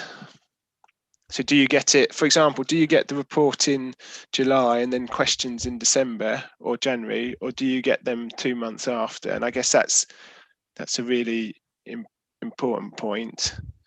I don't know if members have a comment on that. Councillor Trustwell, I'm sure you have an opinion. It'd be helpful to share. Well, not really. I'm a Democrat. I'm open to persuasion by all board members of all parties. But it would seem to me that we're talking about having a report, which presumably is drafted by the elected mayor, that we then have a debate in council on. Because one or two people have made comments that have made me slightly unsure as to whether this is a full council job or it's going to be delegated elsewhere. I would have thought full council is the obvious place for it to happen, and I think that's what's being said here. And then I think one should follow the other very closely, so the next cycle. Otherwise, there is a period of time during which some of the answers to the debate that have been raised in the debate will have been overtaken by development. So I think the two need to run together. I think there'll be a strong body of opinion that says it should all be at one meeting, but that I think would take up quite a considerable amount of time, because I think the issue of debate, there needs to be a reasonable length of time for that. And I think the questions, I would say a minimum of an hour rather than the customary half hour that we have at our own council meetings, given this is our one and only bite of the cherry, subject, as everyone has quite rightly reiterated, to the mayor actually wearing what we're suggesting. Thank you, Councillor Trustwell. That's helpful. And so what I'm hearing you saying is, for example, you have the report and the debate, for example, in the September meeting, and then at the next meeting you have Q&A with the mayor. That's your proposal? Just off the top of my head. Yeah. Okay. Thank you, Councillor Illingworth. Just to say, I agree totally with what Councillor Trustwell has just said. I think it'd be excellent to have two meetings in quick succession, but a gap between them, so there's chance to think, chance to research, chance to ask really penetrating questions. Thank you, Councillor Illingworth. Councillor Bentley. Just a quick thought. Right, just a quick thought, Chair. In terms of timing, I mean, we try to cram a lot into council meetings, and would this warrant a special council meeting? The same as where we have the state of the city and some other things, you know, a council meeting specifically to look at the relationship with the mayor and ask the questions. And if you had the report sometime in advance of that to prepare the questions and sort of just devote the whole meeting to it. Not that I want an additional council meeting, but it's just a thought in terms of managing the time. Thank you, Councillor Bentley. Councillor Graham. Sorry, Chair, I can't find the hand. I support all the comments made by my fellow colleagues, and we do have to have something where we might be having a mayor, but if the mayor in some points is going to be telling the council their views, then they need to appreciate ours. So actually I agree with Councillor Bentley that a special meeting would be the way around it as well, but they certainly have accountability to our authority. Thank you, Chair. Thank you. So in terms of moving forwards, I think it's clear that we're recommending as a committee that they should both write a report and come and answer questions. I think there's a question about how we do that, whether that's in 2 meetings or 1 extra meeting or how we do it, but we need to make sure we get sufficient time to scrutinise what they're doing and why they're doing it, and how they're doing it. And I think there's also a question about how we managed the questions and manage how we get proportionate answers, and like meaty answers, for lack of a better phrase, in terms of making sure the questions we can ask genuinely scrutinise what they're doing. So I think there's probably a bit more thought to go into that piece, and I'm not sure whether that would best place for the General Purposes Committee or us to consider. But I think that's something definitely that needs to go into the thought process. Councillor Tresswell. Yeah, Chair, I think we should make the point of principle about, as you quite rightly said, sufficient time being made available for both of the processes of considering the report, debating it and asking the questions, and then putting the two options, because I think there are pros and cons with each. I think the advantage of the debate informing the questions that are then put to the mayor at a subsequent meeting has a lot to recommend it, but I do believe that Jonathan's point about devoting sufficient time to it, maybe 2 or 3 hours, is a very valid one. So I think, you know, we make the point about agreeing with the process, and then we put the two options that we feel might be explored to fulfill them. Yeah, okay. So I think I'm comfortable with that, and an extra bullet about having a proper thought about how the question process works and how the answers and questions are raised in that as well. And so I think if that's our recommendation, we need to do that, and then I'll go away and work with Kate and other officers about the best sort of next steps in terms of whether that needs to be a working group with us, or whether it needs to have a report to General Purposes Committee, or whether it needs to also go to whips straight group leaders and have a proper conversation. But it feels like that is the outline of our recommendation. Are members happy with that? I think I'm getting nods from everyone. So that's really positive. John, are you happy that you know what we're saying? Yes, Chair. Good. I feel like that's really positive and actually wide-ranging debate. So that's really helpful. Thank you, members of the committee.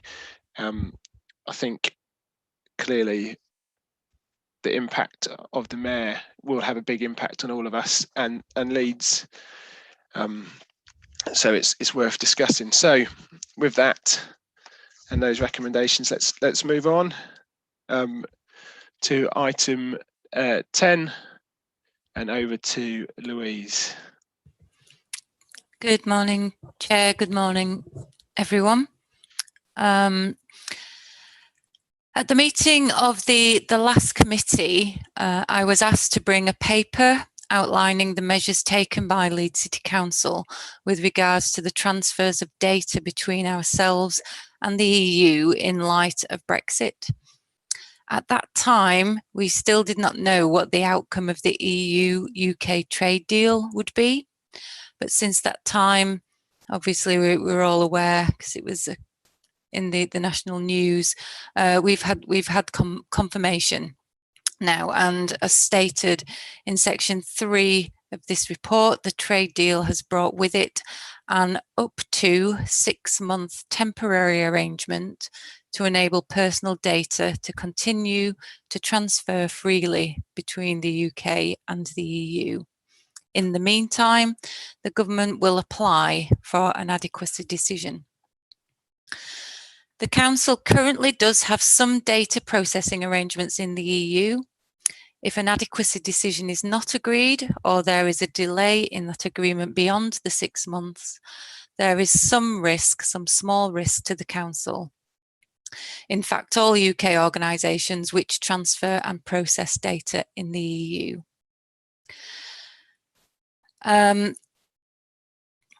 So what we've done to go through that, an international transfers working group was established over 12 months ago, including representation from the IG team and from legal services to work through the potential issues. And that international transfers working group has reported regularly to the Council's Brexit working group, and on request has supplied a report to the Brexit members working group as well. The actions undertaken by the International Transfers Working Group are documented at point 4 of the report. But just to give some assurance, the working group has followed through on all the guidance and instructions issued by the MHCLG in this regard and from the Information Commissioner's Office. The working group has identified any data flows which may be impacted in the event that an adequacy agreement is not granted or is delayed. There are 3 controls which can be put in place to mitigate against the risk. These are articulated at point 4.3 in the report. The International Transfers Working Group has ensured that in every case where there might be a risk to the data flow back to the Council, one of the 3 controls, the most appropriate for that particular data flow, has been put in place or will be enacted at the time when the risk is realised. And we have given some examples at point 4.6. The working group has also developed a new guidance and a process to follow when new products or services are developed which involve international transfers. This process is managed by the IG team and is monitored by the continuation of the International Transfers Working Group. It is my view that everything that can be done has been done to mitigate against the risks in this regard. I am therefore happy to take any questions. You'll be pleased to know that Mark Turnbull, who is also at this committee, is a member of the International Transfers Working Group, so we can also call on Mark if we've got any sticky legal questions that I'm unable to answer. Thank you. Okay, Councillor Graham. Yes, could I just ask, Chair, whether I've missed or not, who are members of the working groups that have been referred to? We all are. Oh, so we're all part of the working groups. Okay, it's just when she's saying it sounds as if there's 2 separate working groups.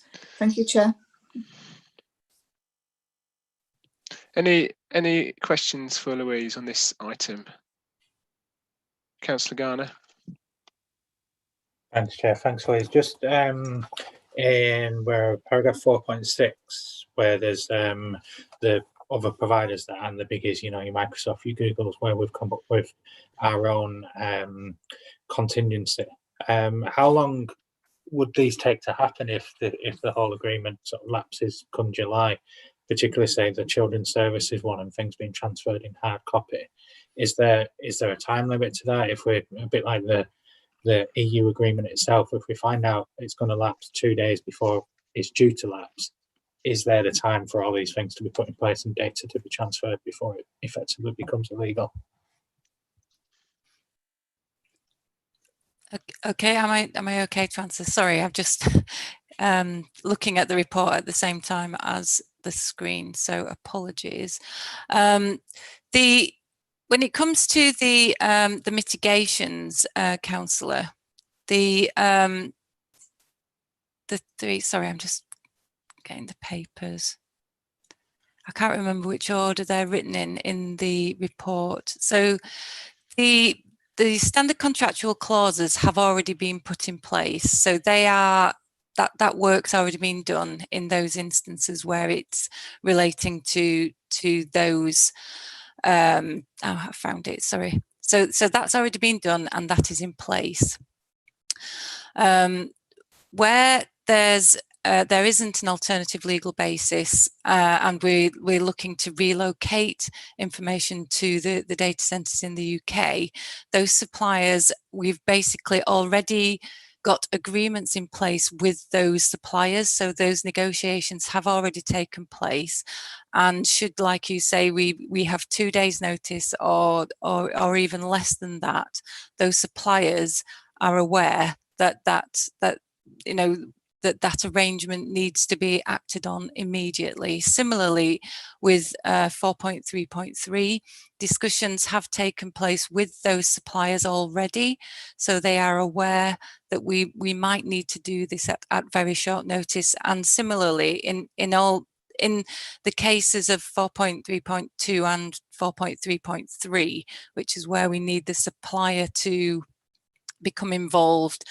at short notice, the services are also aware that they may need to act very, very quickly. So we've worked with the suppliers very, very closely, and also with the services. And in the event that in the worst case scenario that something does happen that we haven't foreseen, we've also been working with those services to ensure that their business continuity plans will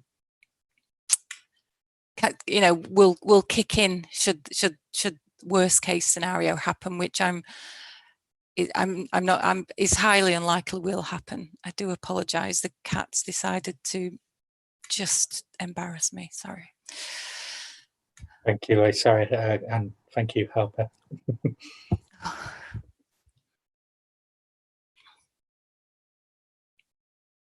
I'm muted. There you go. Are there any other questions? No.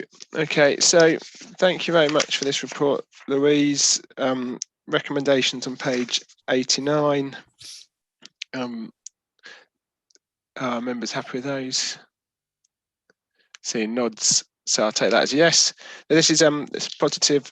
Thank you for the follow-up report, Louise. Okay, so item 11. But before we go to item 11, we've got a short break because it's a long meeting. So what I'm going to say is we're going to have a 10-minute break, and then we'll start again. If members could be on time on the way back. But if you mute your microphones and turn off your screens for 10 minutes. Thank you very much.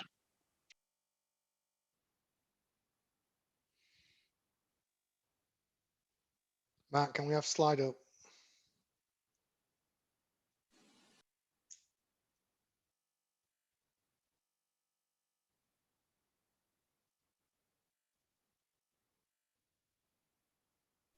I'm trying to do it, John.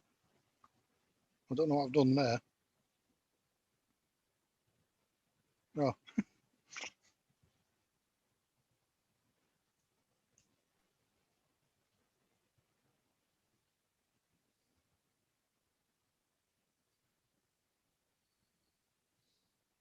Every time I click off, it doesn't seem to be.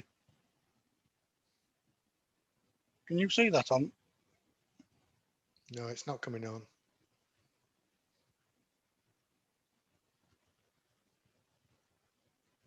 It's coming up with me, isn't it? Have you got your page open? Yeah.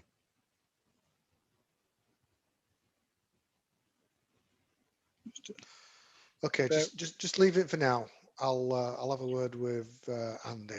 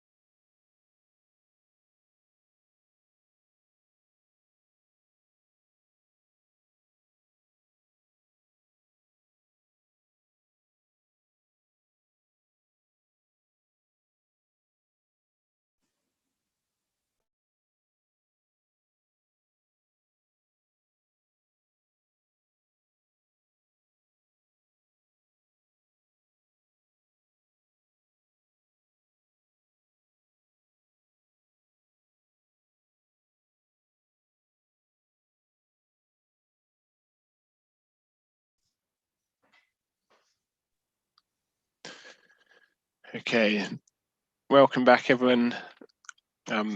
Hopefully you got your cup of tea or coffee or snack or comfort break that you needed.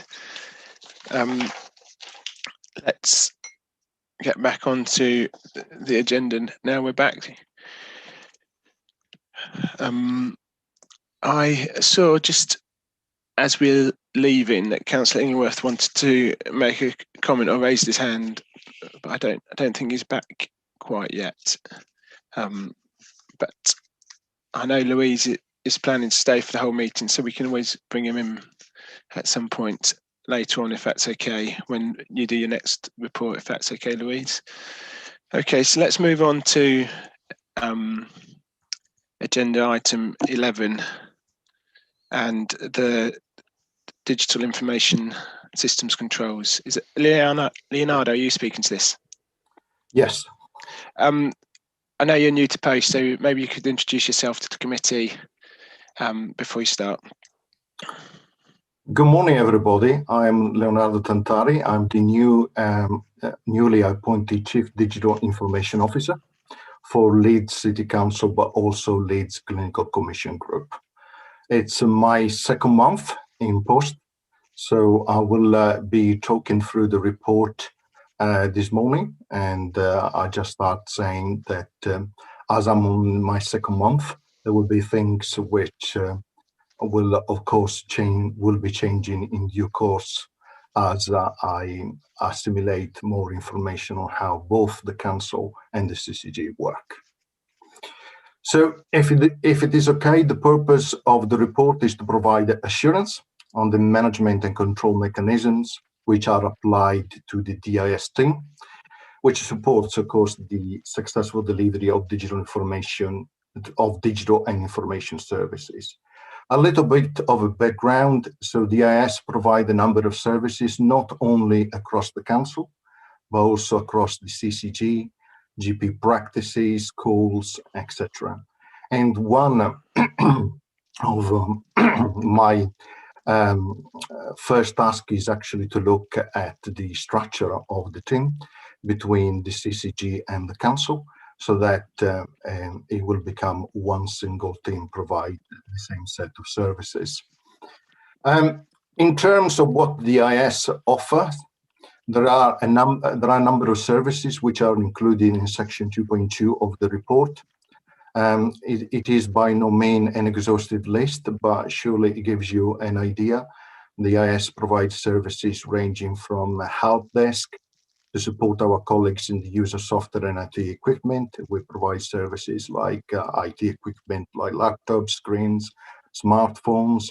We provision telephony solution, storage, backup, network solution, but also we develop in conjunction with business areas relevant system, or we work on business change proposal.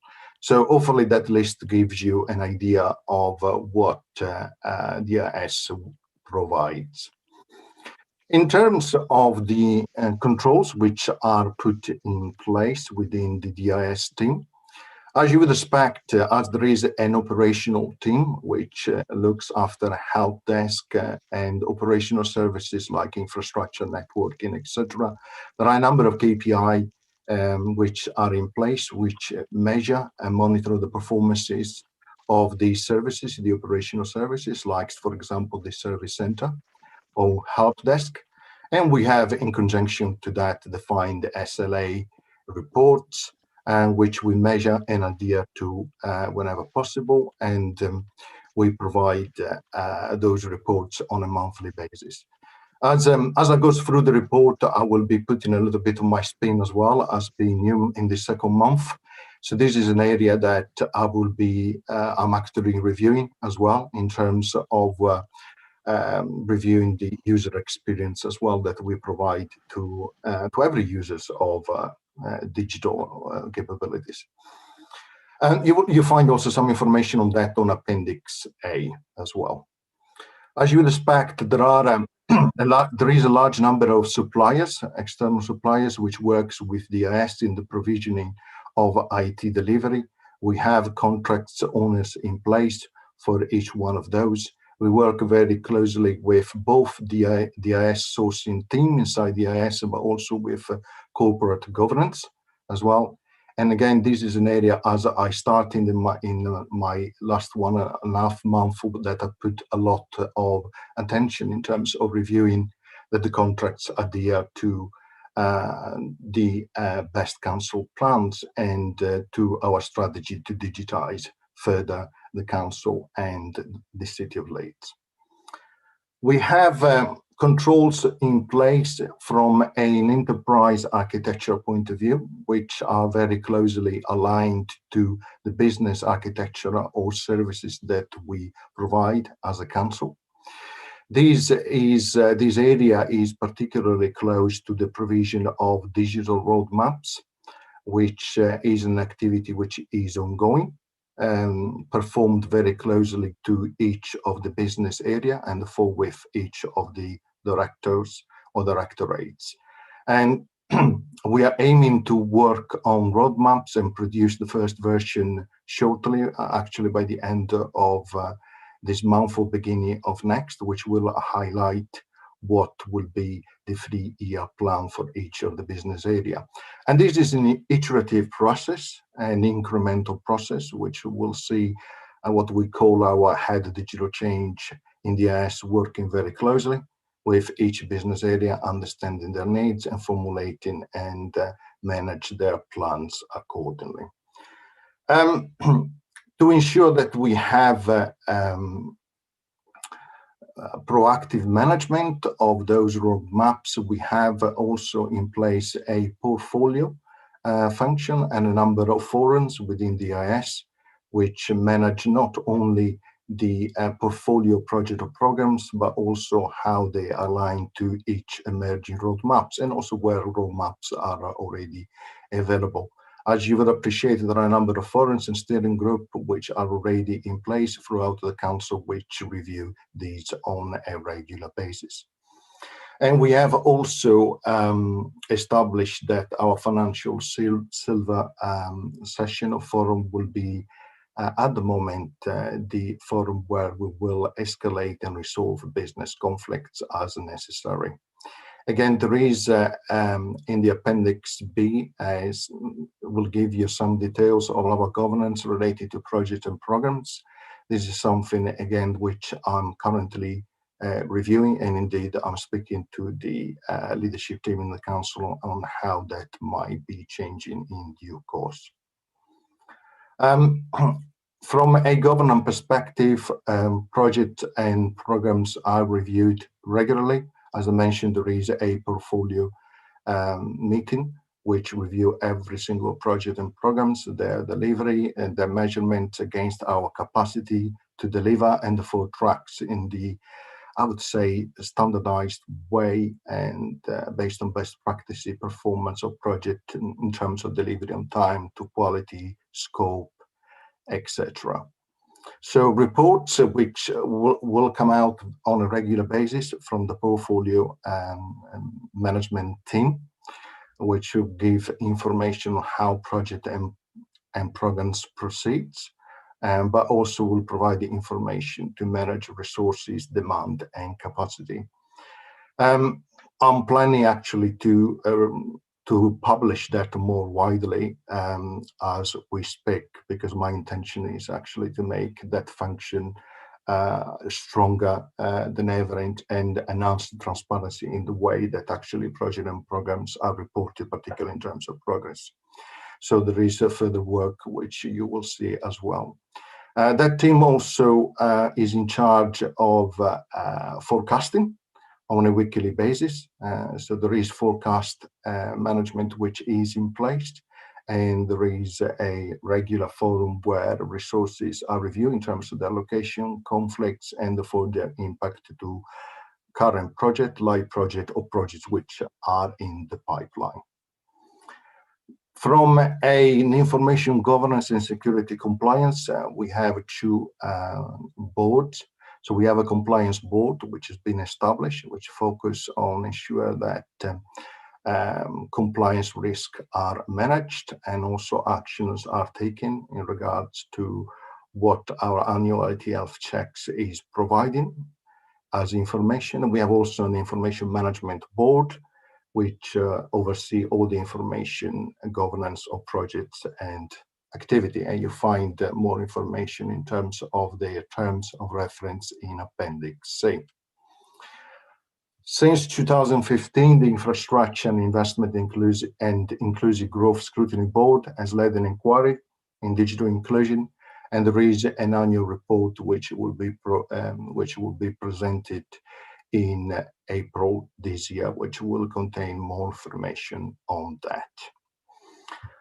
My understanding is, coming into this role, is that the IS has historically performed some benchmarking in terms of the value for money that the team provides.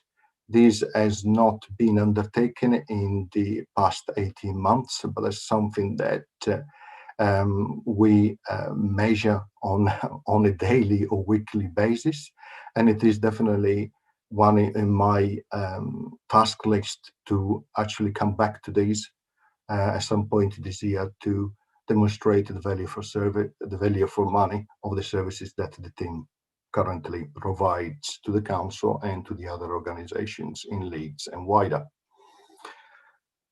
There are audit reviews which are in place, which of course provide additional reassurance in terms of the services that we provide. The list and the schedule of those audits are agreed between myself and the internal audit function. And then, of course, the reviews are reported by the head of internal audit, corporate governance, and audit committee.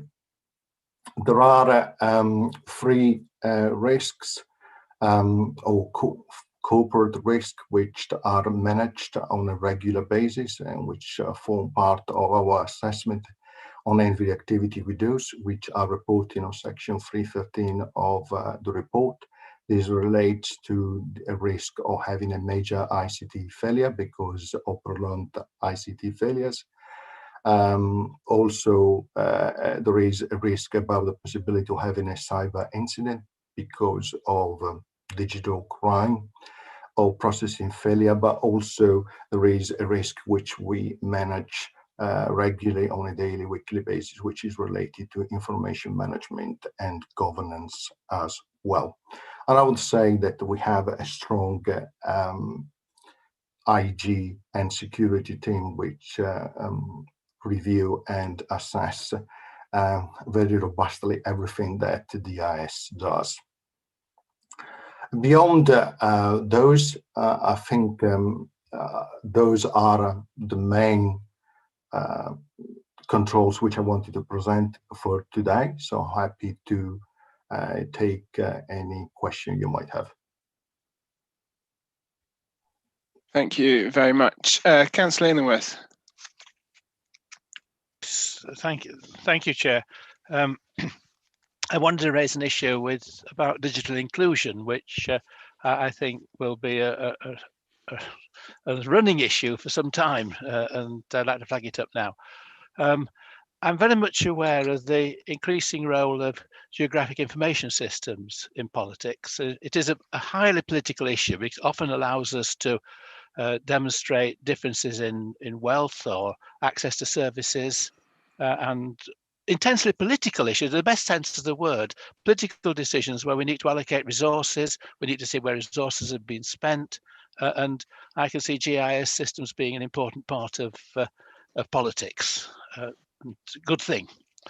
But it causes a problem because it's very expensive software, and the authority, I think, presently standardizes on Esri products, which are top of the line and expensive to buy and beyond the means of most ordinary people.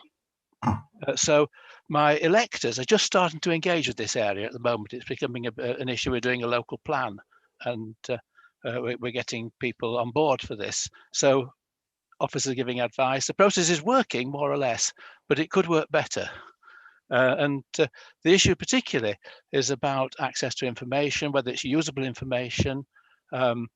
Most of my electors who use this area are using a product called QGIS, which is free. Not quite as good as the software the council uses, but the advantage of it being completely free is something which is really carries a lot of weight. So I'd like to flag this up as a future area for discussion. I think it will become quite an important issue over the next 3 or 4 years, not necessarily just right now, but the issues are about the cost of the software, access to information, whether we share information. For instance, it would be a good, excellent thing to my mind if we made more shape files available on the web for people to download and use in their own GIS calculations. We don't do that fully at the moment, but it's an area of expansion that we could usefully start doing. Anyway, thank you. So, so I'm assuming I'm okay to answer. So in terms of GIS and S3, I actually recently met with the supplier, because one of my principles, which I'm establishing within DIS, but also widely within the council, is the ability to have interoperability. And therefore, one of the first things that I asked the suppliers is the access to what are called the API and services free of charge, so that we can actually expose data in a freely way without additional cost to council or actually users. So that's in an area that I'm working not only for geographical system, but for every service within the council, because my view is that, and it's early stage for myself, I just arrived, but my view is definitely that our presence in the web in terms of services needs to be enhanced. And therefore, I'm keen that we provide a number of services which can be consumed in a number of ways, whether it is sharing data, whether it is actually calling a service through another software, which you can consume data. So those are the areas which are already started to push to deliver. Of course, that has an impact in terms of what the council already use and what they're used to, what contractually they're working on. But certainly that's regardless of the contract and the software and the supplier we're using, I will be pushing to have those services in place at the moment that we actually sign the contract or before. And particularly for new software, not only in the geospace, we want to actually do that as well. So that is changing the way we procure software as well. But I would say that is a cultural change as well, because another area that I've been looking is the open source side of things, which provide, of course, some benefits, certainly from a licensing perspective, not from a support perspective, because you have always to pay for support. So it is definitely in my principle, in my task list, in my strategic DIS technology roadmap to include those services which will provide what you're asking. Of course, that will be dictated by the priorities, which we will agree from a council point of view in terms of when they will be delivered. Yes, so, thank you. One thing which I would like to point I'd like to make is that planning services are very much at the centre of this. We have software for downloading major planning applications, which leaves a bit to be desired actually in terms of operating speed. That if there's a major application, you may be talking about hundreds of files. And of course, the one you haven't downloaded is the one you need. So you're constantly under pressure to have a complete set. It isn't too easy for a member of the public to keep track of a large application. I think we could make the things we could do to help and to facilitate the planning software to work better and just to share information better. I mean, it's a joke among people who comment on planning applications that the process goes through a very leisurely process to begin with, and then a week before the panel meets, suddenly the application is changed out of all recognition. You need a complete new download, and all your previous comments are out of date. And people joke about it, but it isn't just a joke. It's something we could do a lot better, I think, and room for improvement there. Okay. Anyway, thank you very much. Thanks for that, Councillor Ingworth. Does anyone else have any questions? No, so let's look at, so on page 98, there's the recommendations. And the other area that I'd like to suggest we look at also is we reviewing the arrangements of for cyber security as we move more data online. I think that's been discussed. I know Leonardo and I discussed that at Chair's brief in a bit more detail. So I think that's something we should just put in there as a recommendation as well, if members are happy with that. I'm seeing nods, so I'll take that as confirmation. Okay. So thank you very much for your time, Leonardo, and this report. Let's move on to item 12. Okay, back to you, Louise. Good afternoon. Now, okay, so at the previous session of this committee, I brought to your attention that the council has deferred its PSN submission with support from the Cabinet Office, and on the proviso that an action plan be submitted to the Cabinet Office by the 31st of December, signed off by Leonardo, the newly appointed CDIO. I can now confirm that this happened. The action plan was also then shared with the chair of this committee. The revised date for submission is July 2021. The Cabinet Office have now responded to our deferment submission, and they have agreed the revised date and the action plan. And they did this by telephone last week. I would like to highlight a couple of main points of note. Firstly, the cyber team continues to work well in its current format and is making considerable progress. It has been agreed by the CDIO to continue in this format of the cyber team until such time as it might be replaced with a suitable alternative as part of the CDIO's new target operating model for DIS. And you'll refer to the previous paper where Leonardo did refer to that. As for the project work, all project work now which has a compliance outcome now reports into the compliance board and is monitored on a monthly basis via that board. The most significant vulnerability on the network, which is due to be resolved by the Avaya platform upgrade, this project is now reporting to be on track. It will be completed by the end of March 2021. In order to keep on top of this, myself and the CDIO have asked for weekly updates of this project to be reported to the senior leadership team. The Active Directory Raise Privilege project at the previous committee, I reported that I had concerns as resources had not been allocated to the implementation phase of this project. I can now confirm that resources have been allocated and the project has now committed to bringing forward the completion date from August to July in line with the proposed PSN submission date. Myself and the CDIO have engaged in conversations regarding the prioritisation of this work and the issues presented in the past, which this committee are already aware of. The chair of this committee has also, between this committee and the previous one, has also met with the CDIO to discuss such matters. I can give you assurance that the senior leadership team of DIS has been working through all the pieces of work on the books that are presented to DIS at the moment, and the compliance projects have all been prioritised. And the CDIO is taking a paper to CLT in the very near future regarding the prioritisation of projects. One last point to note, the annual IT health check was conducted the weeks commencing the 11th and the 18th of January of this year.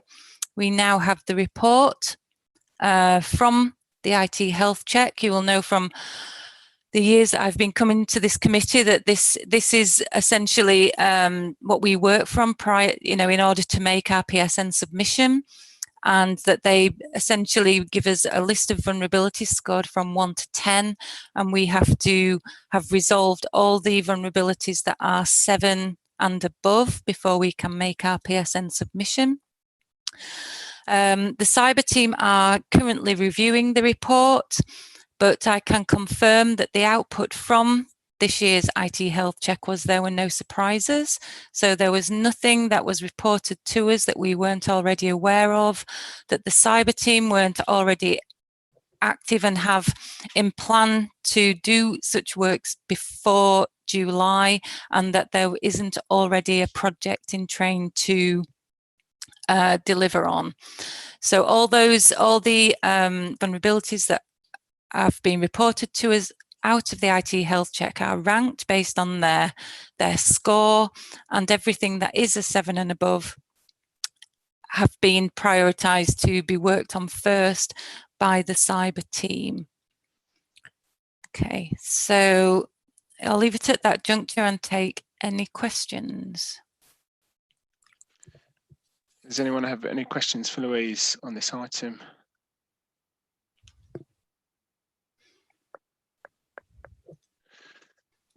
No.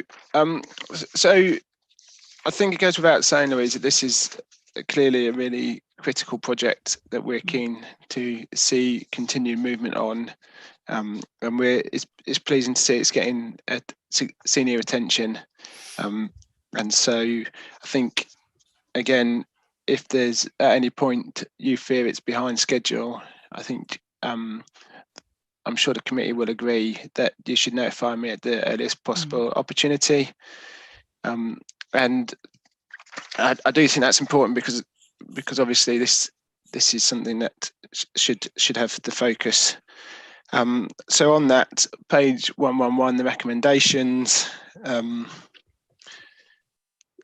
are we happy that, subject to the extra recommendation I just made about notifying me if we're behind schedule? Are members happy with that? Yeah, good. Thank you very much. And then just while you're still here, Louise, I know I saw Councillor Ingleworth's hand went up on your previous paper, just I think after I called a adjournment. So I don't know if you want to make your comment now, Councillor Ingleworth. Thank you very much, Chair. No, it's a separate problem. There's a full-on clash with the biodiversity working party for climate change, which is most unfortunate that they've arranged a meeting at the same time as a formal council committee meeting. You can't be in two places at once. I was going to nip across and give them a piece of my mind. However, I defer that pleasure, but I would like to try and get across when the meeting is in progress to say we shouldn't have clashes of this kind and somebody should be watching the calendar more closely. Okay. Thank you, Councillor Ingleworth. Okay. Councillor Trustwell. Yeah, it's just a really quick point of process. I appreciate that when the current report that we're discussing was written, we didn't have the IT health check. But even if items like this can come as very late items, I think it's still preferable for members of the committee to be able to see them and possibly raise questions rather than them being verbally reported. Okay. I'm not suggesting that there's anything that we would want to get too exercised about, but I just think it's a point that if there is this information available and it can be sent to members, even as a late or supplementary item, then we ought to make the point that it should be. Thank you, Councillor Trustwell. Okay, any other comments at this point? No, I can't see any indicating. So let's move on to the next large item. I don't know who wants to start on this, whether that's Mary. I'll hand over to you, Mary. Thank you, Chair. So the report presents the final version of the 2019-20 Statement of Accounts for approval by the committee, and also Grant Thornton's final audit report on them. There are a small number of changes since the accounts were presented to the committee in November that I need to update the committee on. The largest one of those is the accounting treatment for the distribution from the Merrion House Limited Liability Partnership, which the council received during 2018-19. So you may recall that originally that 27 million distribution was treated as deferred income in the 2018-19 accounts, but subsequently the first set of accounts for the limited liability partnership itself showed that those amounts as being a transfer of net worth from the entity to its two members. So as a result, the council has been reconsidering its accounting treatment of that distribution. At the November committee, we explained that we were proposing to treat that as revenue income. Subsequently, Grant Thornton's technical team have reviewed that, and it has been agreed that it would be better to treat it as a capital receipt. So in terms of the impact on the accounts, the increase of 25.6 million in reserves is an increase in the usable capital receipts reserve rather than an increase in an earmarked revenue reserve. It's also been agreed that we would treat that change in accounting treatment as a prior period adjustment.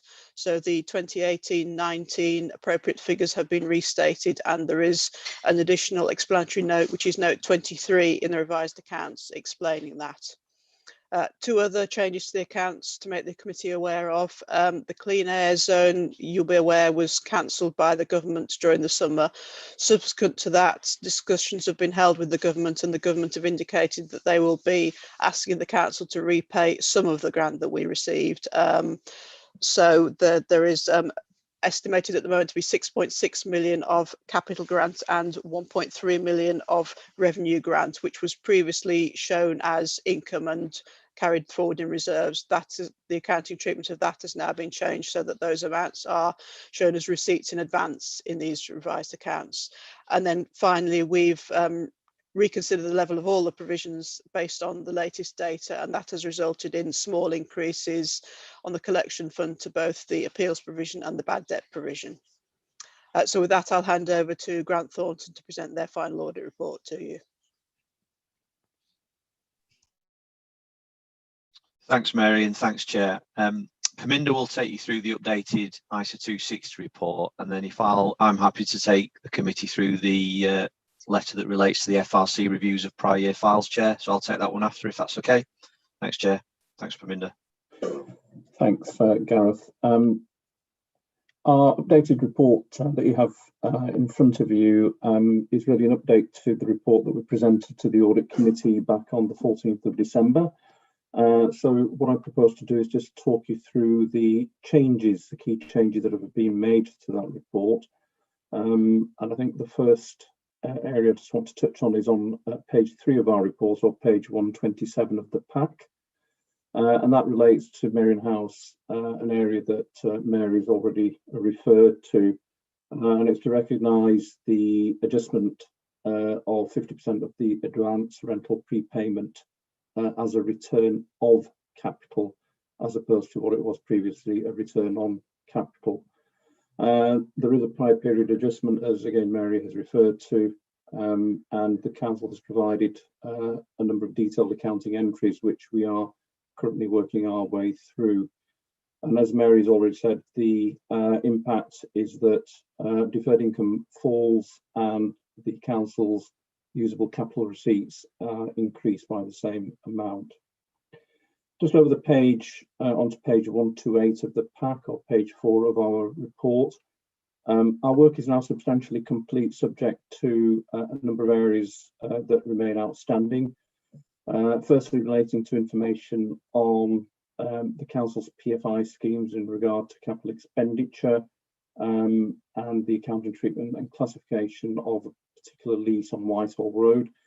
We have been provided with information on the lease and the information on the PFI schemes was provided to us last week. So we are now working our way through the information provided, and assuming it's all there, we should be able to sort of conclude our work. But there may well be further queries if there isn't sufficient information or further questions arise. In terms of concluding our work, we need to finish off work on our pension fund assets and liabilities. In addition to just wrapping up on Merrion House, the accounting treatments I referred to, there are quite a number of entries that we need to work our way through. There are, of course, internal quality review processes that we need to just complete as well, just to sign all areas of the file off once work has been completed. And of course, then we need to go through and review the final version of the financial statements that are in front of you today. There are quite a lot of amendments, so that may take some time, but we will endeavour to do that as quickly as we possibly can. Overall, our anticipated audit report is expected to be unqualified with an emphasis of matter paragraph relating to the material uncertainty around the valuation of land and buildings and investment properties as a direct impact of COVID-19, and also the material uncertainty in respect of some valuations of level 3 equity and pooled property funds that have been identified by the West Yorkshire Pension Fund Auditor in their report. That's something that should be disclosed in the council's accounts, and then we will refer to that in our audit opinion too. Over the page onto page 129 and page 5 of our report. In terms of value for money, we've updated our report to reflect the month 7 report presented to the Executive Board on the 16th of December, in essence, which identifies that there will be a balanced position for 2021. And also we touch on 21-22, and there was a remaining gap of 5.3 million, which I understand has now also been eliminated. Just a point at the bottom of that page to say that whilst we've completed the majority of our work, our certificate, which actually closes the audit, can't be issued until we've completed work on whole of government accounts, and that will happen once we've completed our audit work on the council's accounts as a next step. So the opinion probably will be issued before the completion certificate rather than at the same time. Moving on then on to page 134 or page 10 of our report, just to draw out there on the pension fund. The West Yorkshire Pension Fund Auditor has issued their audit opinion, and it does include a material uncertainty paragraph relating to COVID-19, relating to certain valuations of private equity and property funds. So I think it's quite important that that is actually referred to in the council's accounts to explain that that uncertainty has been provided as regards to the pension fund.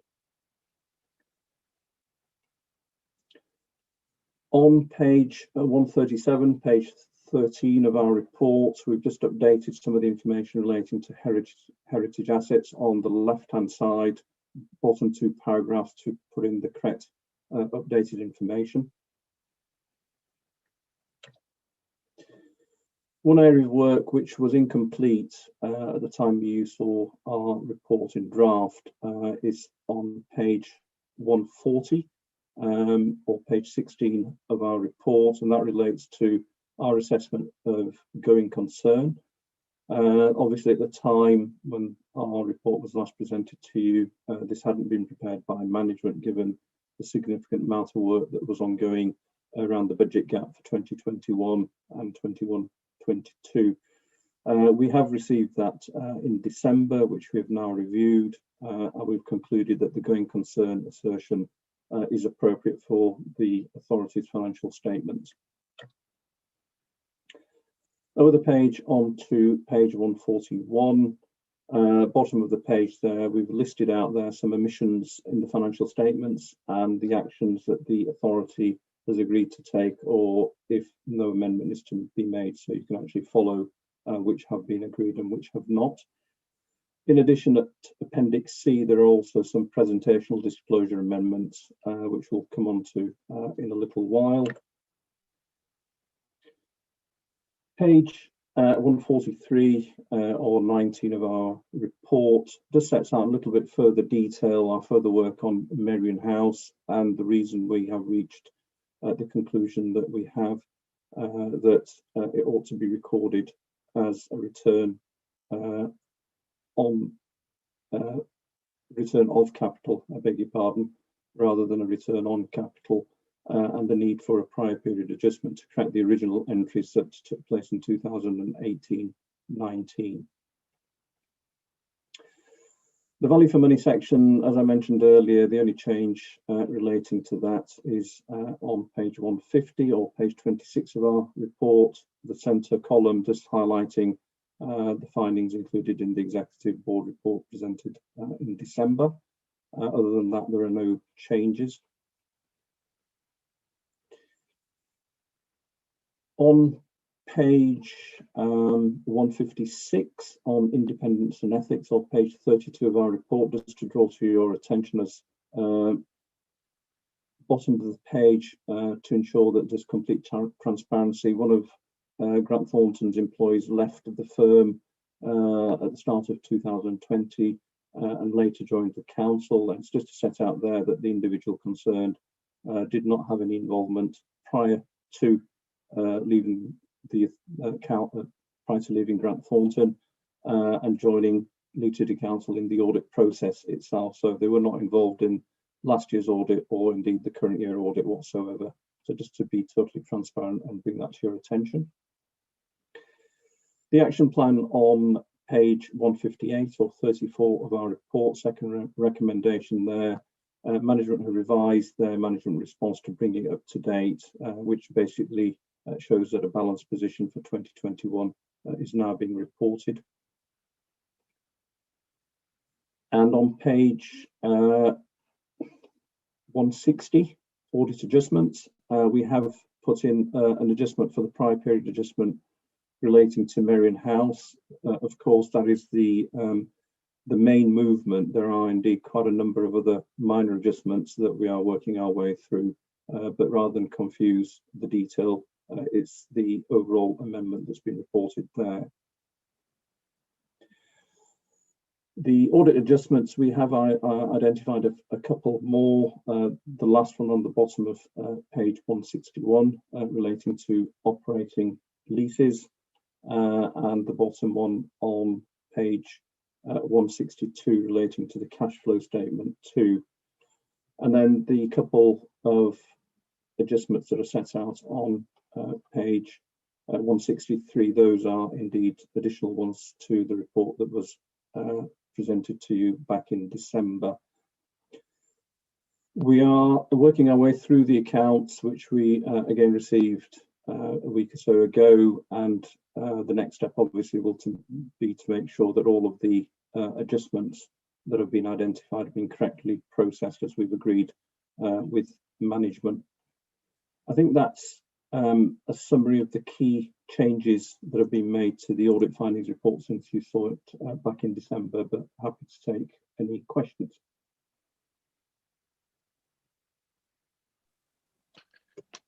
Do members have questions at this point?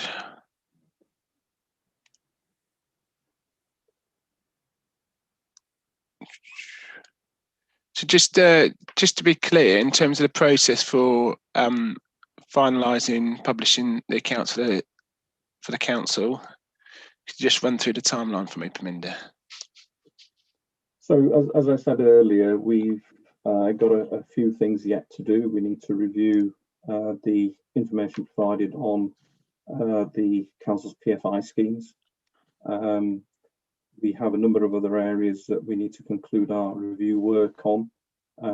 As you know, we reported last time that the accounts were subject to a hot review process. Whilst we've responded internally to the queries raised, that formal process is yet to be concluded. And then I think the big areas that we need to review and update our understanding of the amendments to the accounts with all the changes that have been processed by the council during the audit process and since the draft accounts were originally presented. As regards timeline, it's difficult to say until we've concluded on the PFI information.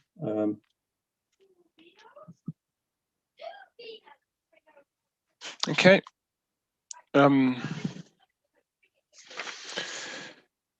Yeah. Okay. I guess it's frustrating that we're still got an unknown timeline when clearly we raised the time issue quite clearly at the last meeting. Do any other members have questions?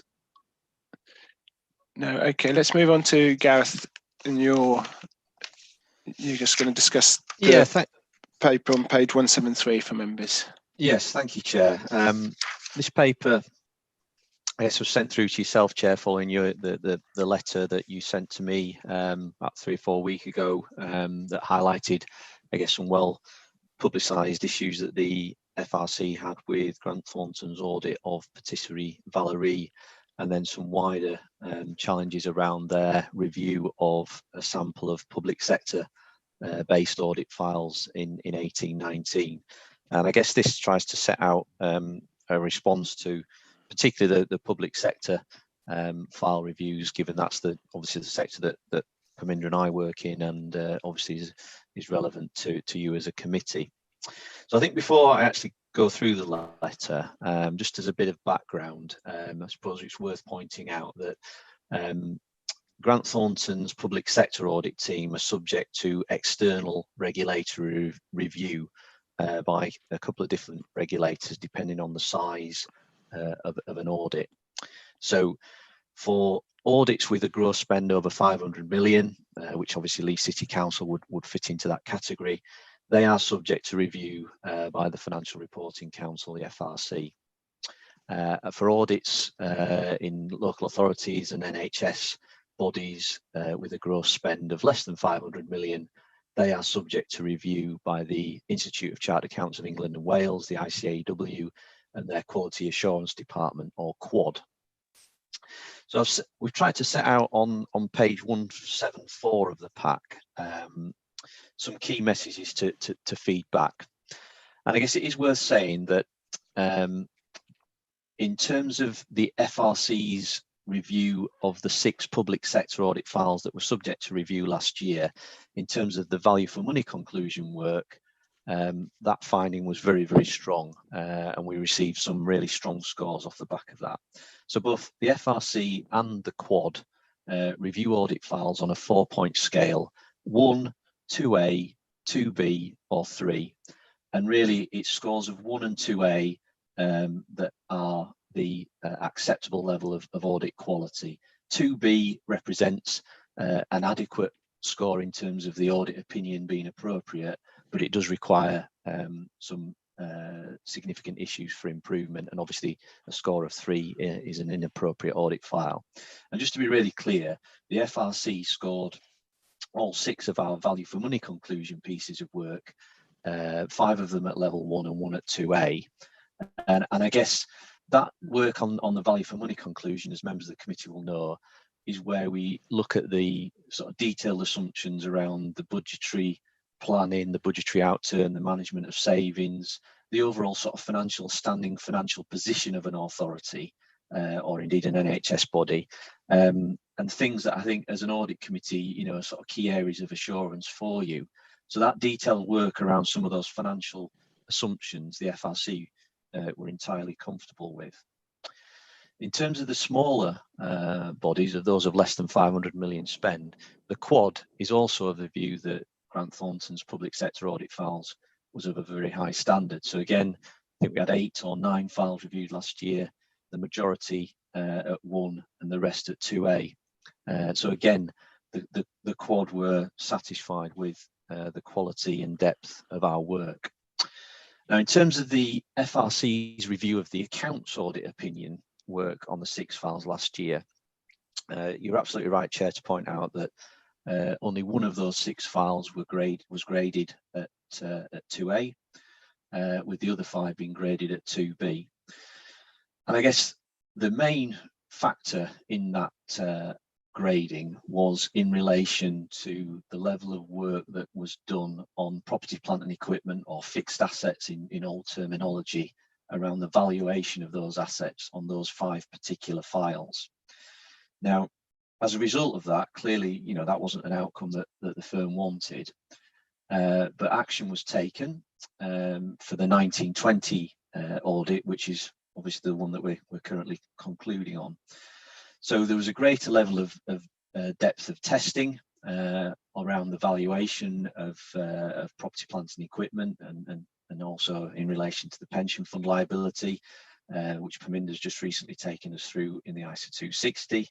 And I think, if you probably asked Victoria and Mary and the team, the level of sample testing and detailed queries around the valuation of land and buildings at Leeds City Council, there was a step change in terms of our sort of level of rigour on that particular area. In addition, we also, for all our major audits, those over 500 million, such as Leeds, we also engaged our own auditors expert on the valuation side to supplement the audit work that we were doing ourselves around your valuation. So obviously the council has a management expert in terms of either your internal valuers, or for certain land and buildings you get an external valuer. I think you've got 5 in total that you utilise. And we actually employed our own auditors expert to help challenge the rationale and assumptions of your valuers, informing that overall assurance that we got over your valuation of your land and buildings. So that was another key change that we brought in this year. And I suppose another point just to mention, Chair, and I think we've picked this up at previous audit committees, is clearly a lot of our audit resource is spent looking at the valuation of the pension fund liability and the valuation of property, plant and equipment, a very high proportion in terms of our overall audit resource, because obviously our regulator has got a very keen interest in the work that we do in those areas. Having said that, any adjustments that we highlight in relation to those areas of property, plant and equipment and pensions, they don't ultimately trickle down to the usable reserves of the council. So in terms of things that probably keep Victoria awake at night, it's probably not in relation to the movement of the land and buildings valuation, or indeed the pension valuation, because they don't ultimately impact on what might be seen as the bottom line of the council. But whilst the regulator's got the interest in those areas, that is why auditors, not just at Leeds but across the sector, are investing a lot of time to make sure we've got the required level of assurance in those areas. Now that focus may change somewhat in the future, and obviously I'm sure many members will be familiar with the Redmond review that came out towards the back end of last year. And that's specifically drawn out in that report that auditors are spending a disproportionate amount of time, in their view, on areas of the accounts that are not necessarily impacting on the true financial position of a local authority. So that may change in the future, but clearly, in terms of this year's audit and certainly next year's as well in 2021, that level of focus and detail around PPE and the pension fund balance is likely to continue. But what I would say is, coming back to one of my original points, where we've done detailed work around the overall financial position of an authority, i.e. the work that forms part of the value for money conclusion, the regulator was satisfied with our work in that area. So hopefully that's sort of helpful clarification, Chair, around the FRC's view on public sector audit files reviewed at GT in the prior year, but obviously happy to take any questions. Thank you very much, Gareth. Do members have any questions on what Gareth had just said? Councillor Hammond. Thank you, Chair. It's the paragraph which starts as regards our work on asset valuations, and it includes later on the fundamental re-engineering of our approach to the audit of PPE. I'm not sure I got from that next few sentences confirmation that all the resources and the training you needed was in place. Will that all be in place for the accounts to March 2021? Just to be clear, yes, it will. I mean, we've done a significant level of training, to inform the 1920 audit, Councillor Harrand, off the back of the FRC's finding on our 1819 audit. That's what's led to, I guess, the increased level of depth and granularity of our work on PPE and pensions, which I'd like to think was reflected through in the audit work that we've been doing, and that we've been challenging the finance team on the numbers that were in the accounts. But that training will continue. We've already held a training session last month. We've got regular training sessions in the diary within the public sector audit team to ensure that all our teams are set up in an appropriate way for the 2021 audits that will be taking place later this year. Chair, which is confirmation that the FRC won't be making the same comments next year. Well, hopefully not, Councillor Harron. The FRC's reviews of 1920 files are about to get underway. As I say, the key finding that from last year around that valuation of PPE, we believe with the sort of increased testing focus and particularly the use of our own auditor expert will help to address the FRC's concerns in that particular area of land and building valuation. But we will await their findings, which I would imagine will be made public probably late summertime, I should imagine. And will you get in touch with us when those become available? Yes, happy to do that, Chair. I can feed that back to you once the FRC's concluded their review. Thank you very much. Was that what you were going to ask, Councillor Harron? Yes, we're going to be kept informed. Yes. Yeah, great. Good. We shall not have this conversation next year. That's what we hope. Yeah. Thank you. Okay, so I can't see anyone else indicating. So let's go back to the recommendations, which are on page 119 to start on page 119 and go over page. So essentially, we're agreeing to the accounts subject to the finalisation of Gareth and Paminda and their teams finishing or finalising the last few bits. Hopefully, are members comfortable to do that?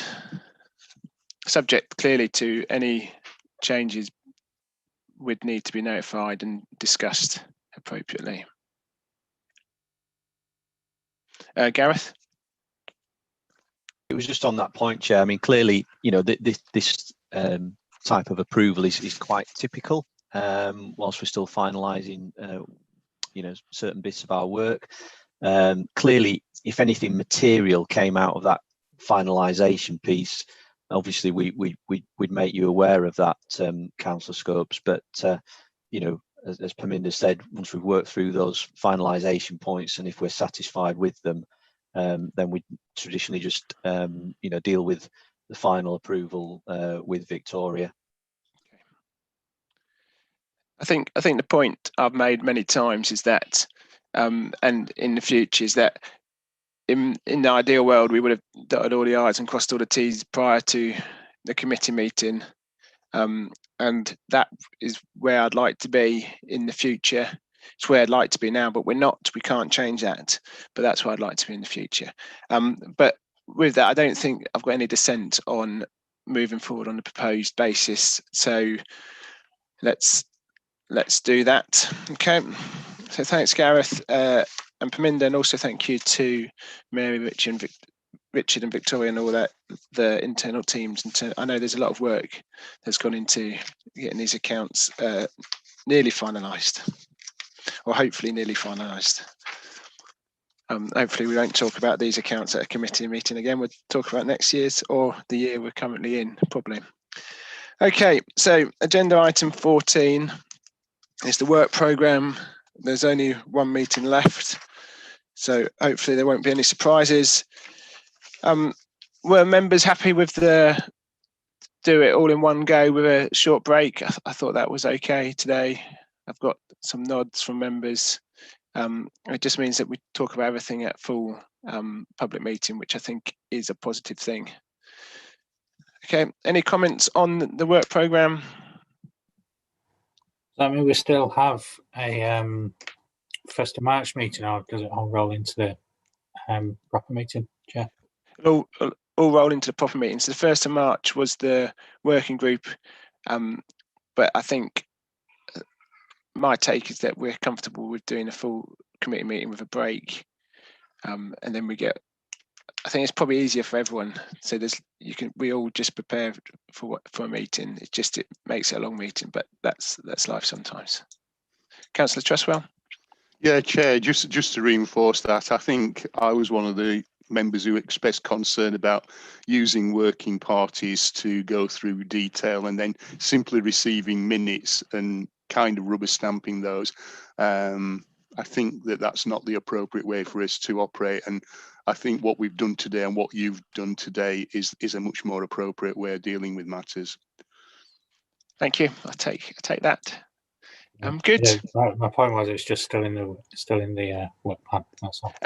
John will update those agenda items. I wanted to not preempt if the committee had said, he did ask me prior to this whether he should cancel it, but I didn't want to preempt members having a different view.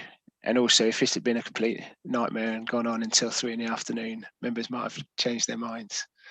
But it hasn't, so that's great. Okay, so on that, I'll close the meeting. Thank you everyone for attending. Thanks to officers and external parties. And Linda, thank you for attending. Hopefully it is everything you hope for, and look forward to seeing you at the next meeting. Thank you. Thank you. Thanks everyone, take care.